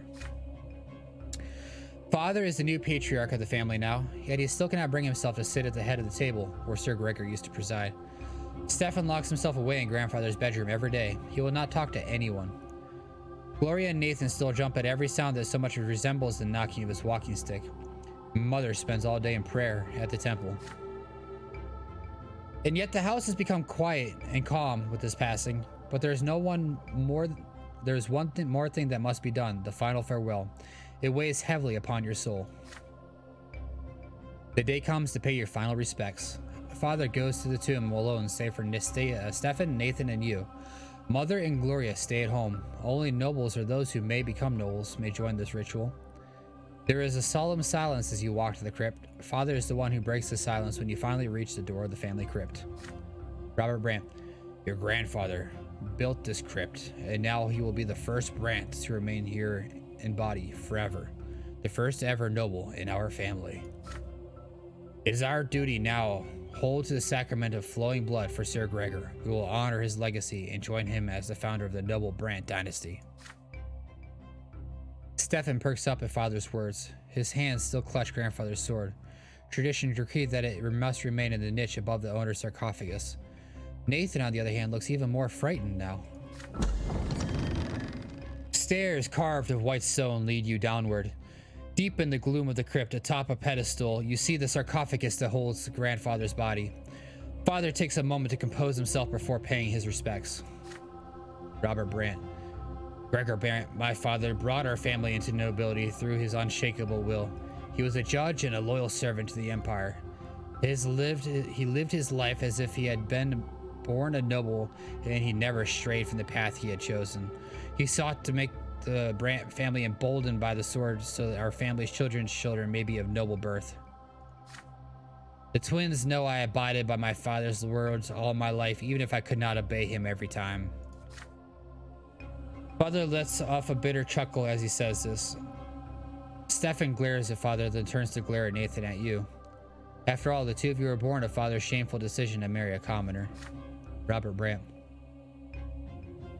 All of you will remember his disastrous passing. He did not die the true death he deserved. Yet we all must know that he fought for the future he believed in to the very end, and he would be proud to see his family bid him farewell with the sacrament of the nobility. Stefan still glares at Father sullenly. His fingers remain clutched around grandfather's sword. Nathan barely pays attention to the words. He looks around with unease, his arms folded across his chest. Father reaches into his jacket and pulls out a slender dagger, thin and sharp. He takes off his gloves. Robert Brante. Watch me carefully, my sons. Make a small cut on the palm of your hand and let your blood flow into this duct on the wall of the crypt. It will join your grandfather's blood here and flow forever. Then ancestors and progeny will become as one. Progeny, not progeny. We shall enter our family's blood tide and receive grandfather's final blessing, for his blood flows first in our blood tide. He will respond to you. You are a part of him and he is a part of you. With a quick motion, Father slices his hand and holds the bleeding cut above a small opening in the wall. Then he hands the dagger to Stefan. Stefan cuts his hand without hesitation and does as Father did. You receive the dagger next. The dagger's handle feels warm. You hesitate for a moment as you look at the palm of your hand. If you participate in this ritual, you will enter the Brante blood tide. You, a lowborn child, a child who is still a commoner. Are you ready to claim your legacy as a descendant of the nobleman Gregor Brante? The eyes of your father and brothers are upon you. Nathan, the youngest brother, will follow your example. You can be certain of this.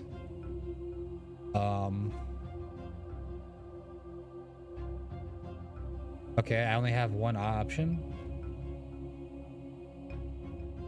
Huh. Give the dagger back.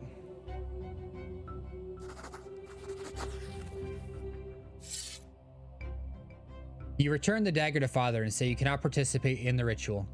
You are a commoner, and your back bears the mark of the lash. Grandfather would never have let you honor his name as a nobleman. Nathan nods in agreement. You do not deserve this honor.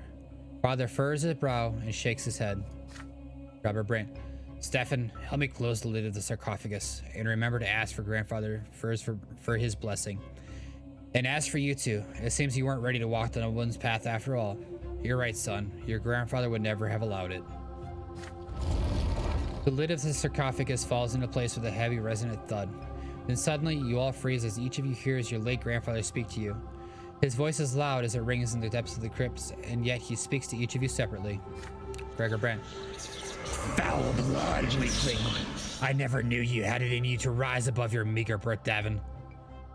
You have not a drop of nobility in you, and your pathetic little brother is the same. You are a taint upon my flesh and blood. Be gone from my crypt. Your legs carry out of the crypt of their own accord. Out, out, out of that stuffy crypt. You can finally breathe again. You hear slow footsteps behind you. You turn around and meet Nathan's gaze. You did the right thing. If it weren't for you, I'd have done what Father told us, Nathan Brante says. Grandfather should stay away from his legacy, so it'll do me no good if I try to follow in his footsteps. How's that for words of guidance, eh? Nathan sighs as he embraces you. Father and Stefan leave the crypt much later and walk to the carriage without a word. You and Nathan humbly follow behind them. -1 relationship with Roger Brante, but honestly, I didn't have a choice in the matter, so not really much I could do about that. But Nathan likes me more. Willpower +5.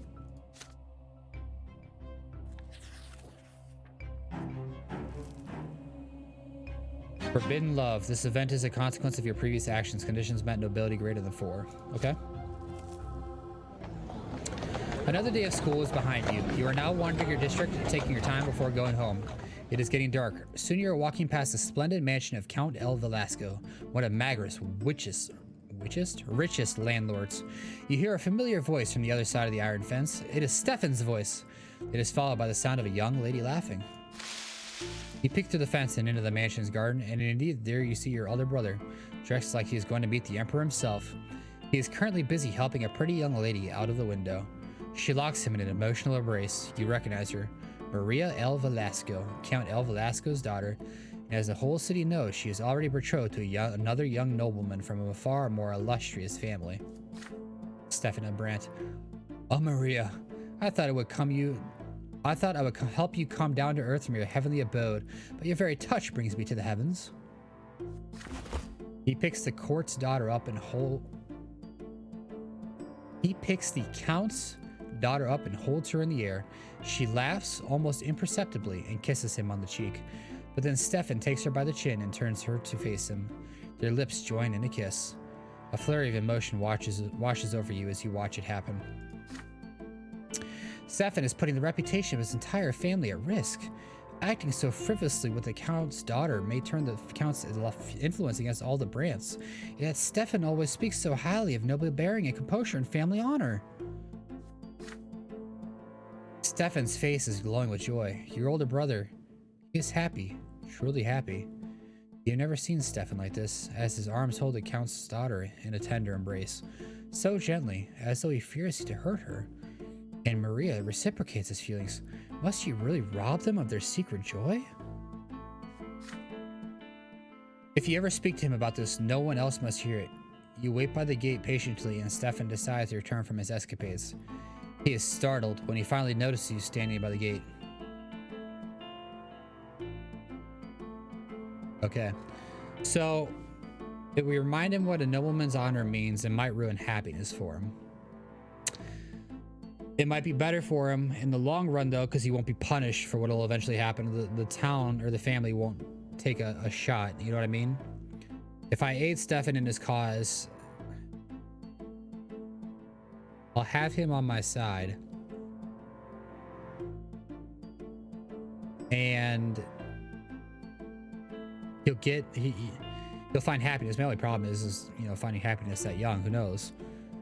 For all I know, they break it off after a month and they could destroy everything and it could turn into nothing. But I don't think that would happen in the story of this book. So I'm going to aid Stefan in his cause simply because I feel like he helped Gloria and I owe him one. And if he marries the Count, if it works out in his favor, wouldn't the family get higher status this way? I'm going to aid him. In a darker twist, if he is killed or removed from the family because of this, I'd take his place as the oldest. It's dark to think about, but what are you doing here at this late hour, Davvon? Is there something you wish to tell me? You confess to Stefan that you saw him today in the Elf Alaska garden with the Count's daughter. This affair puts both families' honor at risk. You say you are happy for him. You can see how much he cares for her. No matter what, it is worth the risk. Stefan can trust you with his secret. You assure him the two of you will keep it together. Stefan reacts to you with anger at first, but your supportive words calm him down. You've got all the makings of a professional spy. You're right. The risk is too great. Your aid will not go amiss. You are no nobleman yet, but I hope your word is worth my trust. From that day on, you help Stefan and Maria avoid attention on many occasions. You even have to distract El Velasco's manservant, lead him away on a wild goose chase through the district. In the end, you are never caught, and you earn your brother yet another night with his beloved. They are both aware that the days of their hidden love are numbered. But how will your escapades affect the family reputation? You and your brother agree. Whatever happens, happens. Young love is worth the risk. Soulful and bright. You find out about your elder's brother forbidden love. Okay.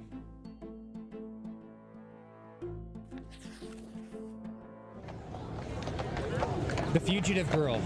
Grandfather's passing and last respects have left a mark on the entire family.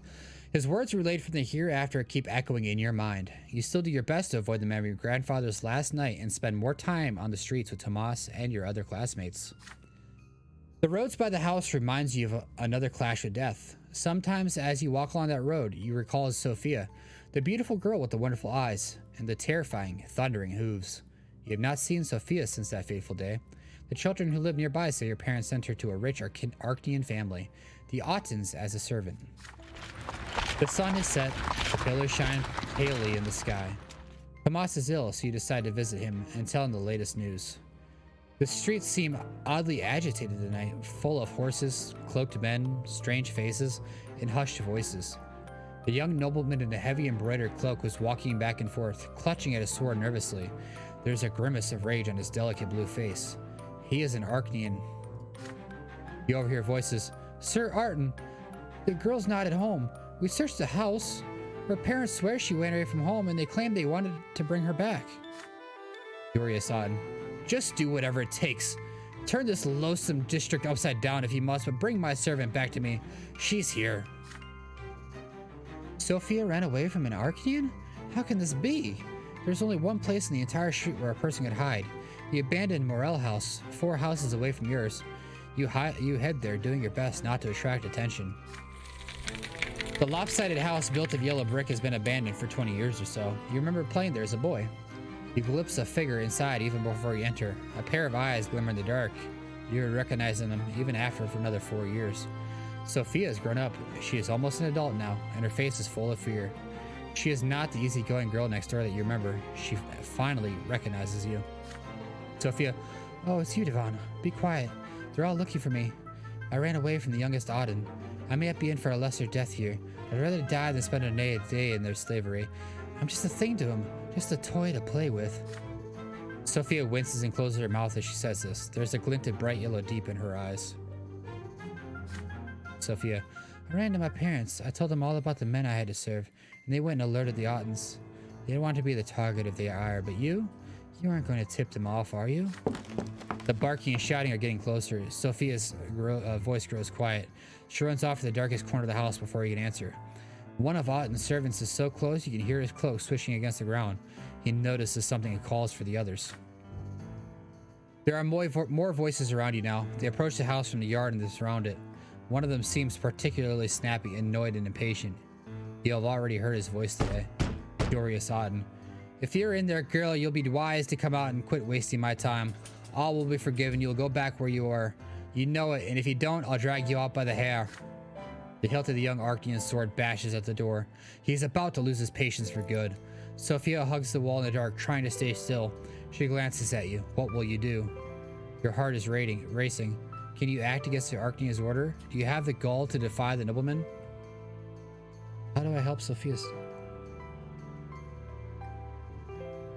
Oh, I don't have enough ingenuity.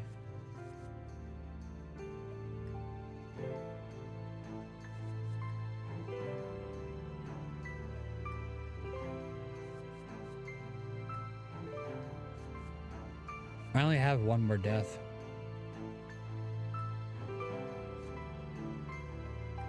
I don't have the ingenuity. I only have one more death. I only have one more death. I can't do it.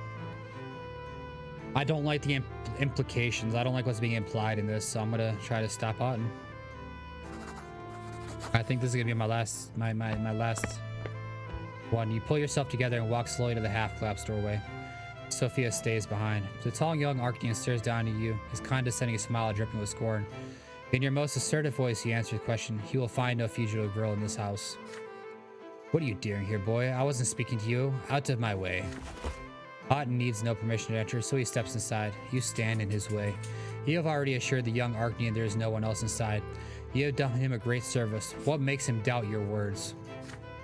Dorius Otten. Why, you lowlife, how dare you stand in an Arcadian's way? You must have lives to spare.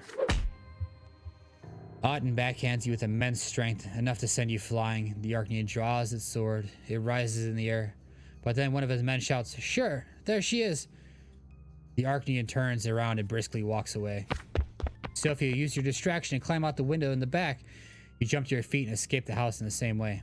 Sophia's slight silhouette is gaining distance far ahead.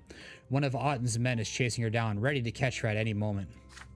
But then something unbelievable happens. Sophia lets out a dreadful scream and the air around her sizzles with golden sparks. Otten's men falls to the ground, clutching his head. Sophia freezes for a second as though uncertain what she just did. What was that?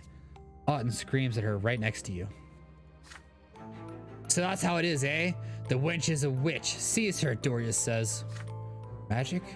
Sophia a witch? Sophia's silhouette disappears down an alleyway. Otten's men give her chase, but they will never find her in the dark, sprawling district. You watch her go. Will you ever see her again? The runaway girl becomes the talk of your district for an entire week. You overhear that Sophia managed to flee the city. The Ottens are furious. After the sudden appearance, she disappears from your life once more. You will not see her again until much, much later.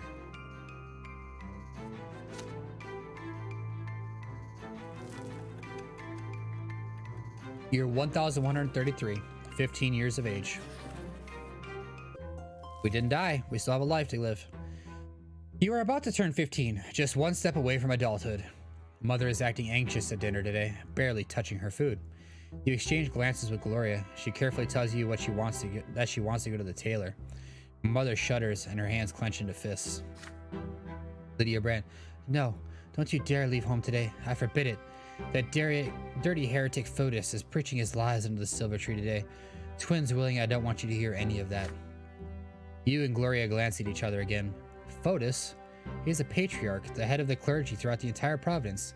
That is the first time you've heard Mother speak like this about a priest, especially such a high-ranking one. Once you leave the dinner table, Gloria comes to your room with a cunning expression on her face, like she's about to play a trick on someone. She has a plan. The two of you should sneak out of the house and go to the silver tree. Simply must hear that sermon for yourself. What's so bad about Patriarch Fotis? Why does mother hate him so much? You two are grown-ups now. Surely you have the right to know. You agree with your sister. Together you sneak out from under your mother's watchful eye and hurry to the silver tree. The temple block is full of people from all ranks and estate. There is barely enough room for you to squeeze through the crowd. The crowd has gathered around the very roots of the tree. Gloria suggests that you climb to the roof of the nearby building so you can hear and see everything better. And not a moment too soon. From the roof, you see a tall, silver-haired priest step onto a platform by the tree, dressed in the common black robes that look far beneath his rank. Yet he stands like a noble before the crowd. Behind his back is a banner flapping in the wind, the open book. This is the symbol of the new faith, the crowd whispers. The patriarch holds his hand up to the sky, and the entire temple block grows quiet. He begins his sermon, his vibrant voice filling across the square. Fotis speaks of a great mistake. Patriarch Fotis: we entrusted ourselves to the lots as the only way to fulfill divine providence in this world. For all these years, the will of the twins has been interpreted for us by a single man, Prophet Insatius. The twins are ever watching from atop the shining pillar. Of this we have no doubt. But how could we so blindly believe that we truly followed their will by following the lots? Have we not seen the three lots of Insatius fail again and again to answer the question of how we ought to live our lives? Have we not seen people change their lot in life again and again without being smitten by divine wrath? Every person born, whether human or Ocnean, lowborn or noble, must find their lot and find their way to the gods on their own. From now on, we will seek the gods in the accounts of their own lives, in their own acts in this world, and in their own words as they echo within us. And as we heed the voice of the twins within, we will each find their path for us on our own. The crowd at the silver tree listens to the patriarch's speech in stunned silence. You glance at your sister. Her eyes glisten with tears as she hears Fotis' words. Then suddenly, a hoarse cry rises from the crowd. If there are no lots, does that mean the nobles are going to till the fields and the commoners are going to bear arms? The crowd begins to murmur. The patriarch raises an arm and inhales, ready to answer. An odd figure leaps from the crowd onto the platform. A dirty beggar dressed in rags. A knife flashes in his hand. The blade slices. Blood starts spurting from Fotis' throat. He slumps over and collapses. A dark brown puddle spreads across the platform where he had stood. Gloria clutches her mouth to suppress a shriek. A few moments of stunned silence and then the screams begin. The people are frantic. The temple guards try to restore order in the crowd, but to no avail. An old woman dressed in the Inquisitor's cassock tries in vain to apply pressure to the patriarch's wound. The nobles draw their swords. Dogs are barking. The crowd is pushing and shoving. Children are crying. The entire square by the tree is in chaos. From the roof, you see the moment when people start trampling. From the roof, you see the moment when people start trampling each other, howling, praying, shouting. Gloria tugs on your sleeve. Time to go. You climb down from the roof and run. You return home without exchanging a word. Mother has been in her room all the while, so no one noticed your absence. Gloria locks herself in her room. You do not discuss the things you have just seen. They are too frightening. But your parents discuss every little detail of the blood-stained sermon over dinner. You're Robert Brante. This is unbelievable. A patriarch murdered in plain sight.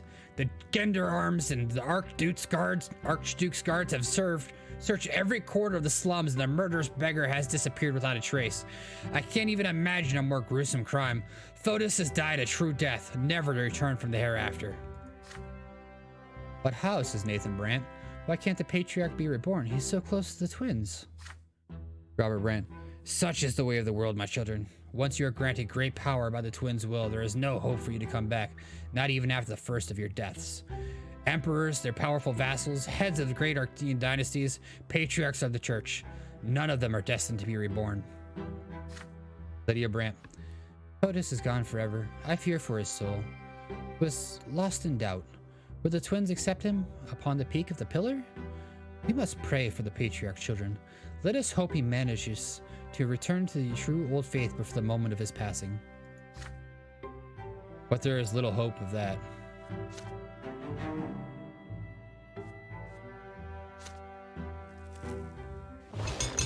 The last night. Tomorrow you turn 16. According to imperial law, you will be a full adult. Your time at Search Board School has ended. You have studied enough to apply for the Imperial College and learn the judge's trade there. You are to travel to Eterna tomorrow. Your friend Tomas will go there with you to try his luck in the Imperial capital. Mother and father prepare you for the long journey. Robert Brant. Remember, son, there's only one goal for you. You must become a student at the Imperial College. Your teachers dragged you through all those books for a reason.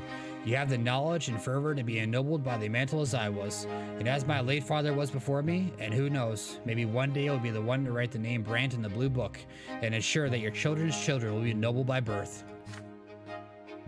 Then Mother speaks to you carefully. There is worry in her eyes. Lydia Brant.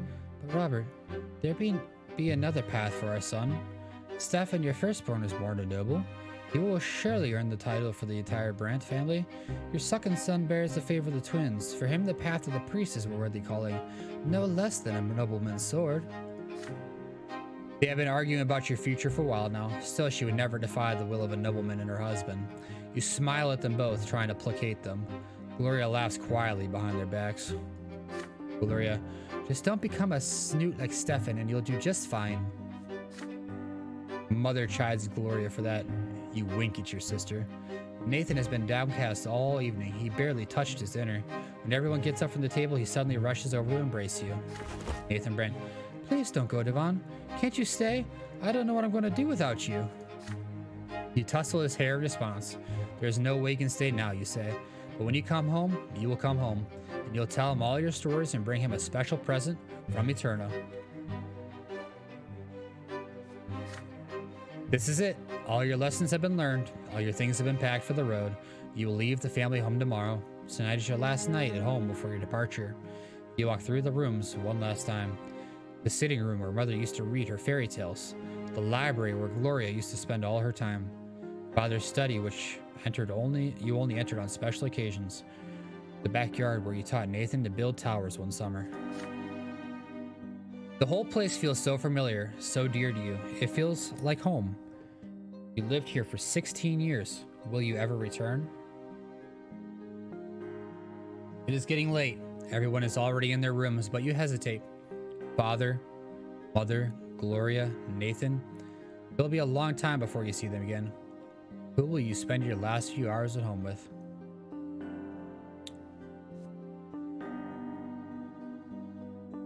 Nathan, Gloria, Mother, or Father?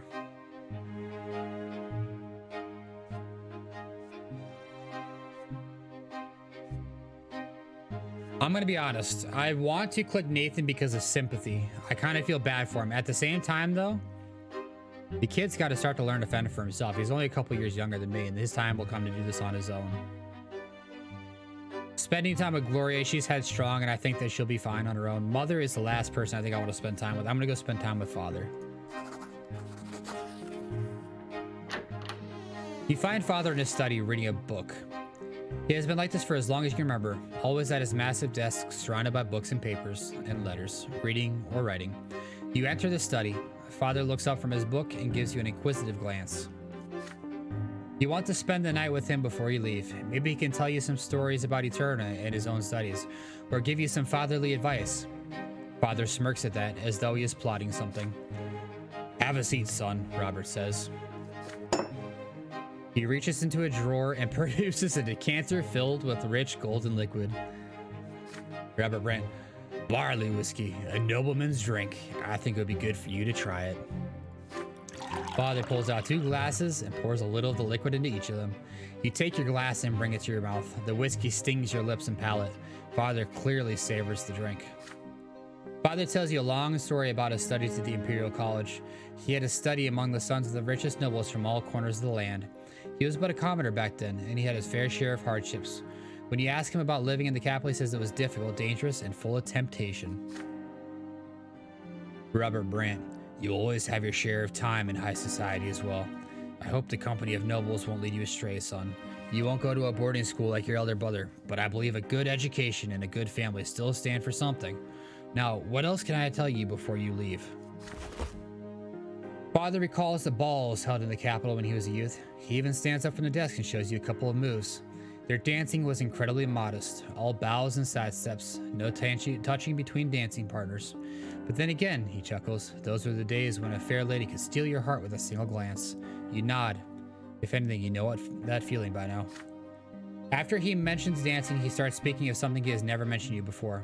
Stefan's late mother and his first wife, Amelia Elborn. You listen to his every word, surprised by this show of trust. Robert Brant. Oh, Amelia Elborn was the noble bird of a prey of Andazot, and the ballrooms were her hunting ground. Everyone thought they could tame her. Your grandfather saw her just once, and then he was off to Baron Elborn to negotiate the marriage. I was impressed by her, and I was so proud of myself. And yet, I expected Amelia to be reborn after childbirth, but it did not happen. And when I recall it now after so many years, I see that the gods arranged it this way. Otherwise, I would never started a family with your mother. Oh, how much I had to suffer for marrying Lydia, but she alone is the true heart of our family. The sun is about to rise. You should rest before the long trip. Before he leaves for his bedroom, Father embraces you tightly. Robert Brant. I am so proud you're an adult now, son. You are capable of achieving so much. Always remember that. You get into bed, your head spinning slightly. This midnight talk with Father, was it about your future or his past? Regardless, it will remain in your memory for years to come. Relationship +1 with Robert Brant. Nobility +2. Departure from home, year 1133. You leave the family home for a long time. Your future awaits you in Eterna, the capital of the empire.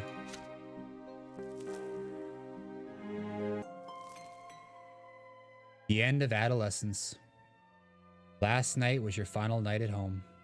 Carriage is now waiting at the gate, ready to take you to the capital. Clip-clopping of the idle hooves against the cobblestones count the seconds before your departure. Take one more look at your parents' house and recall your childhood spent there, in the neighborhood yards, at your school, and on the winding streets of Andazot. You clashed with the greater world around you and survived. You felt the tingle of emotion for the first time. You were taught by the school and the streets. You explored the city of your birth and learned something of its past. You witnessed first-hand events that will be remembered by history for all time. All of this is yours now, forever. You saw death. Lesser death followed by rebirth, and the true death that takes and never gives back. You saw death lying in wait to strike the unaware, like a beast stalking its prey. You saw grandfather's angry grimace lit by the flickering of the fire of the lamp, the archduke's cavalry trampling those who stood in their way, and your older brother's bloodied sword slicing through the air. Death has followed you from a very young age. And yet you live on. You have a friend who has been by your side all these years. Tomas taught you many things: how to take a hit, how to keep your word, and how to remain true to your own self. And now Tomas is walking into the same carriage as you are with a heavy bag slung over your shoulder. Your best friend will remain your companion for the time being. Ahead of you is a long trip towards the capital and adulthood. For the first time, you'll be away from your family and home. What awaits you in the future? The end of Chapter 2, Adolescence. And on that note, we're going to end part 2 of our series here. I hopefully you guys enjoyed the playback. I will not lie to you guys. I love the game to this point. Couple of things that I want to comment on before we get too far into it. I did notice that later on, I want to say it's the peacetime is a lot longer than the other ones. This is about a 15-hour game, and to this point, we've probably put in a good, I'd say about 4 hours into the game to this point. And I have a feeling that one is going to be extremely long, and we might have to split it up into pieces. About an hour into this one, my throat starts killing me. I won't even lie to you guys. This is rough on the throat. I don't know how those professional book readers do it, like Audible books and stuff like that. It gives me a huge appreciation for their talent. Another thing I want to mention is I really enjoyed this to this point, but I wish the developers had taken the time to at least proofread the book a little bit, because there's some spelling and grammatical errors that should not slip past the eyes of the people that made this game. So, like, for example, there's some like sentence structure that could, in my opinion, been done a little bit better. There's some spelling mistakes where they used the wrong word and they just skipped over it. I feel like if you're gonna develop a game like this, especially a narrative game that's dependent upon the reading of the game, you should at least proofread your own book a couple times. No different than finding a spelling error in a book that's like 400, 500 pages long. You have an editor, you have somebody that goes through and rereads it. The least they could have done is, I don't know how when they had betas and stuff like that, they didn't see the spelling errors or have the spelling errors reported to them in the first couple chapters. But besides that, the game's amazing. It's just the strain on my throat reading this for you guys. We might have to split up that peacetime chapter and then the occasional spelling errors. Hopefully you guys are enjoying it as much as I am. If you guys are enjoying it, please consider leaving a like and subscribe. Leave a comment below. It really helps me, helps the algorithm, helps the channel grow. And it keeps me motivated to keep on bringing you content either like this or bring you content in general. And I do appreciate you guys taking the time to come out and listen to this. It really means a lot to me. So without further ado, I'm gonna let you guys go here. Appreciate y'all watching. Love y'all. I hope you have a good rest of your day, and I'll catch you guys in the next one. Peace.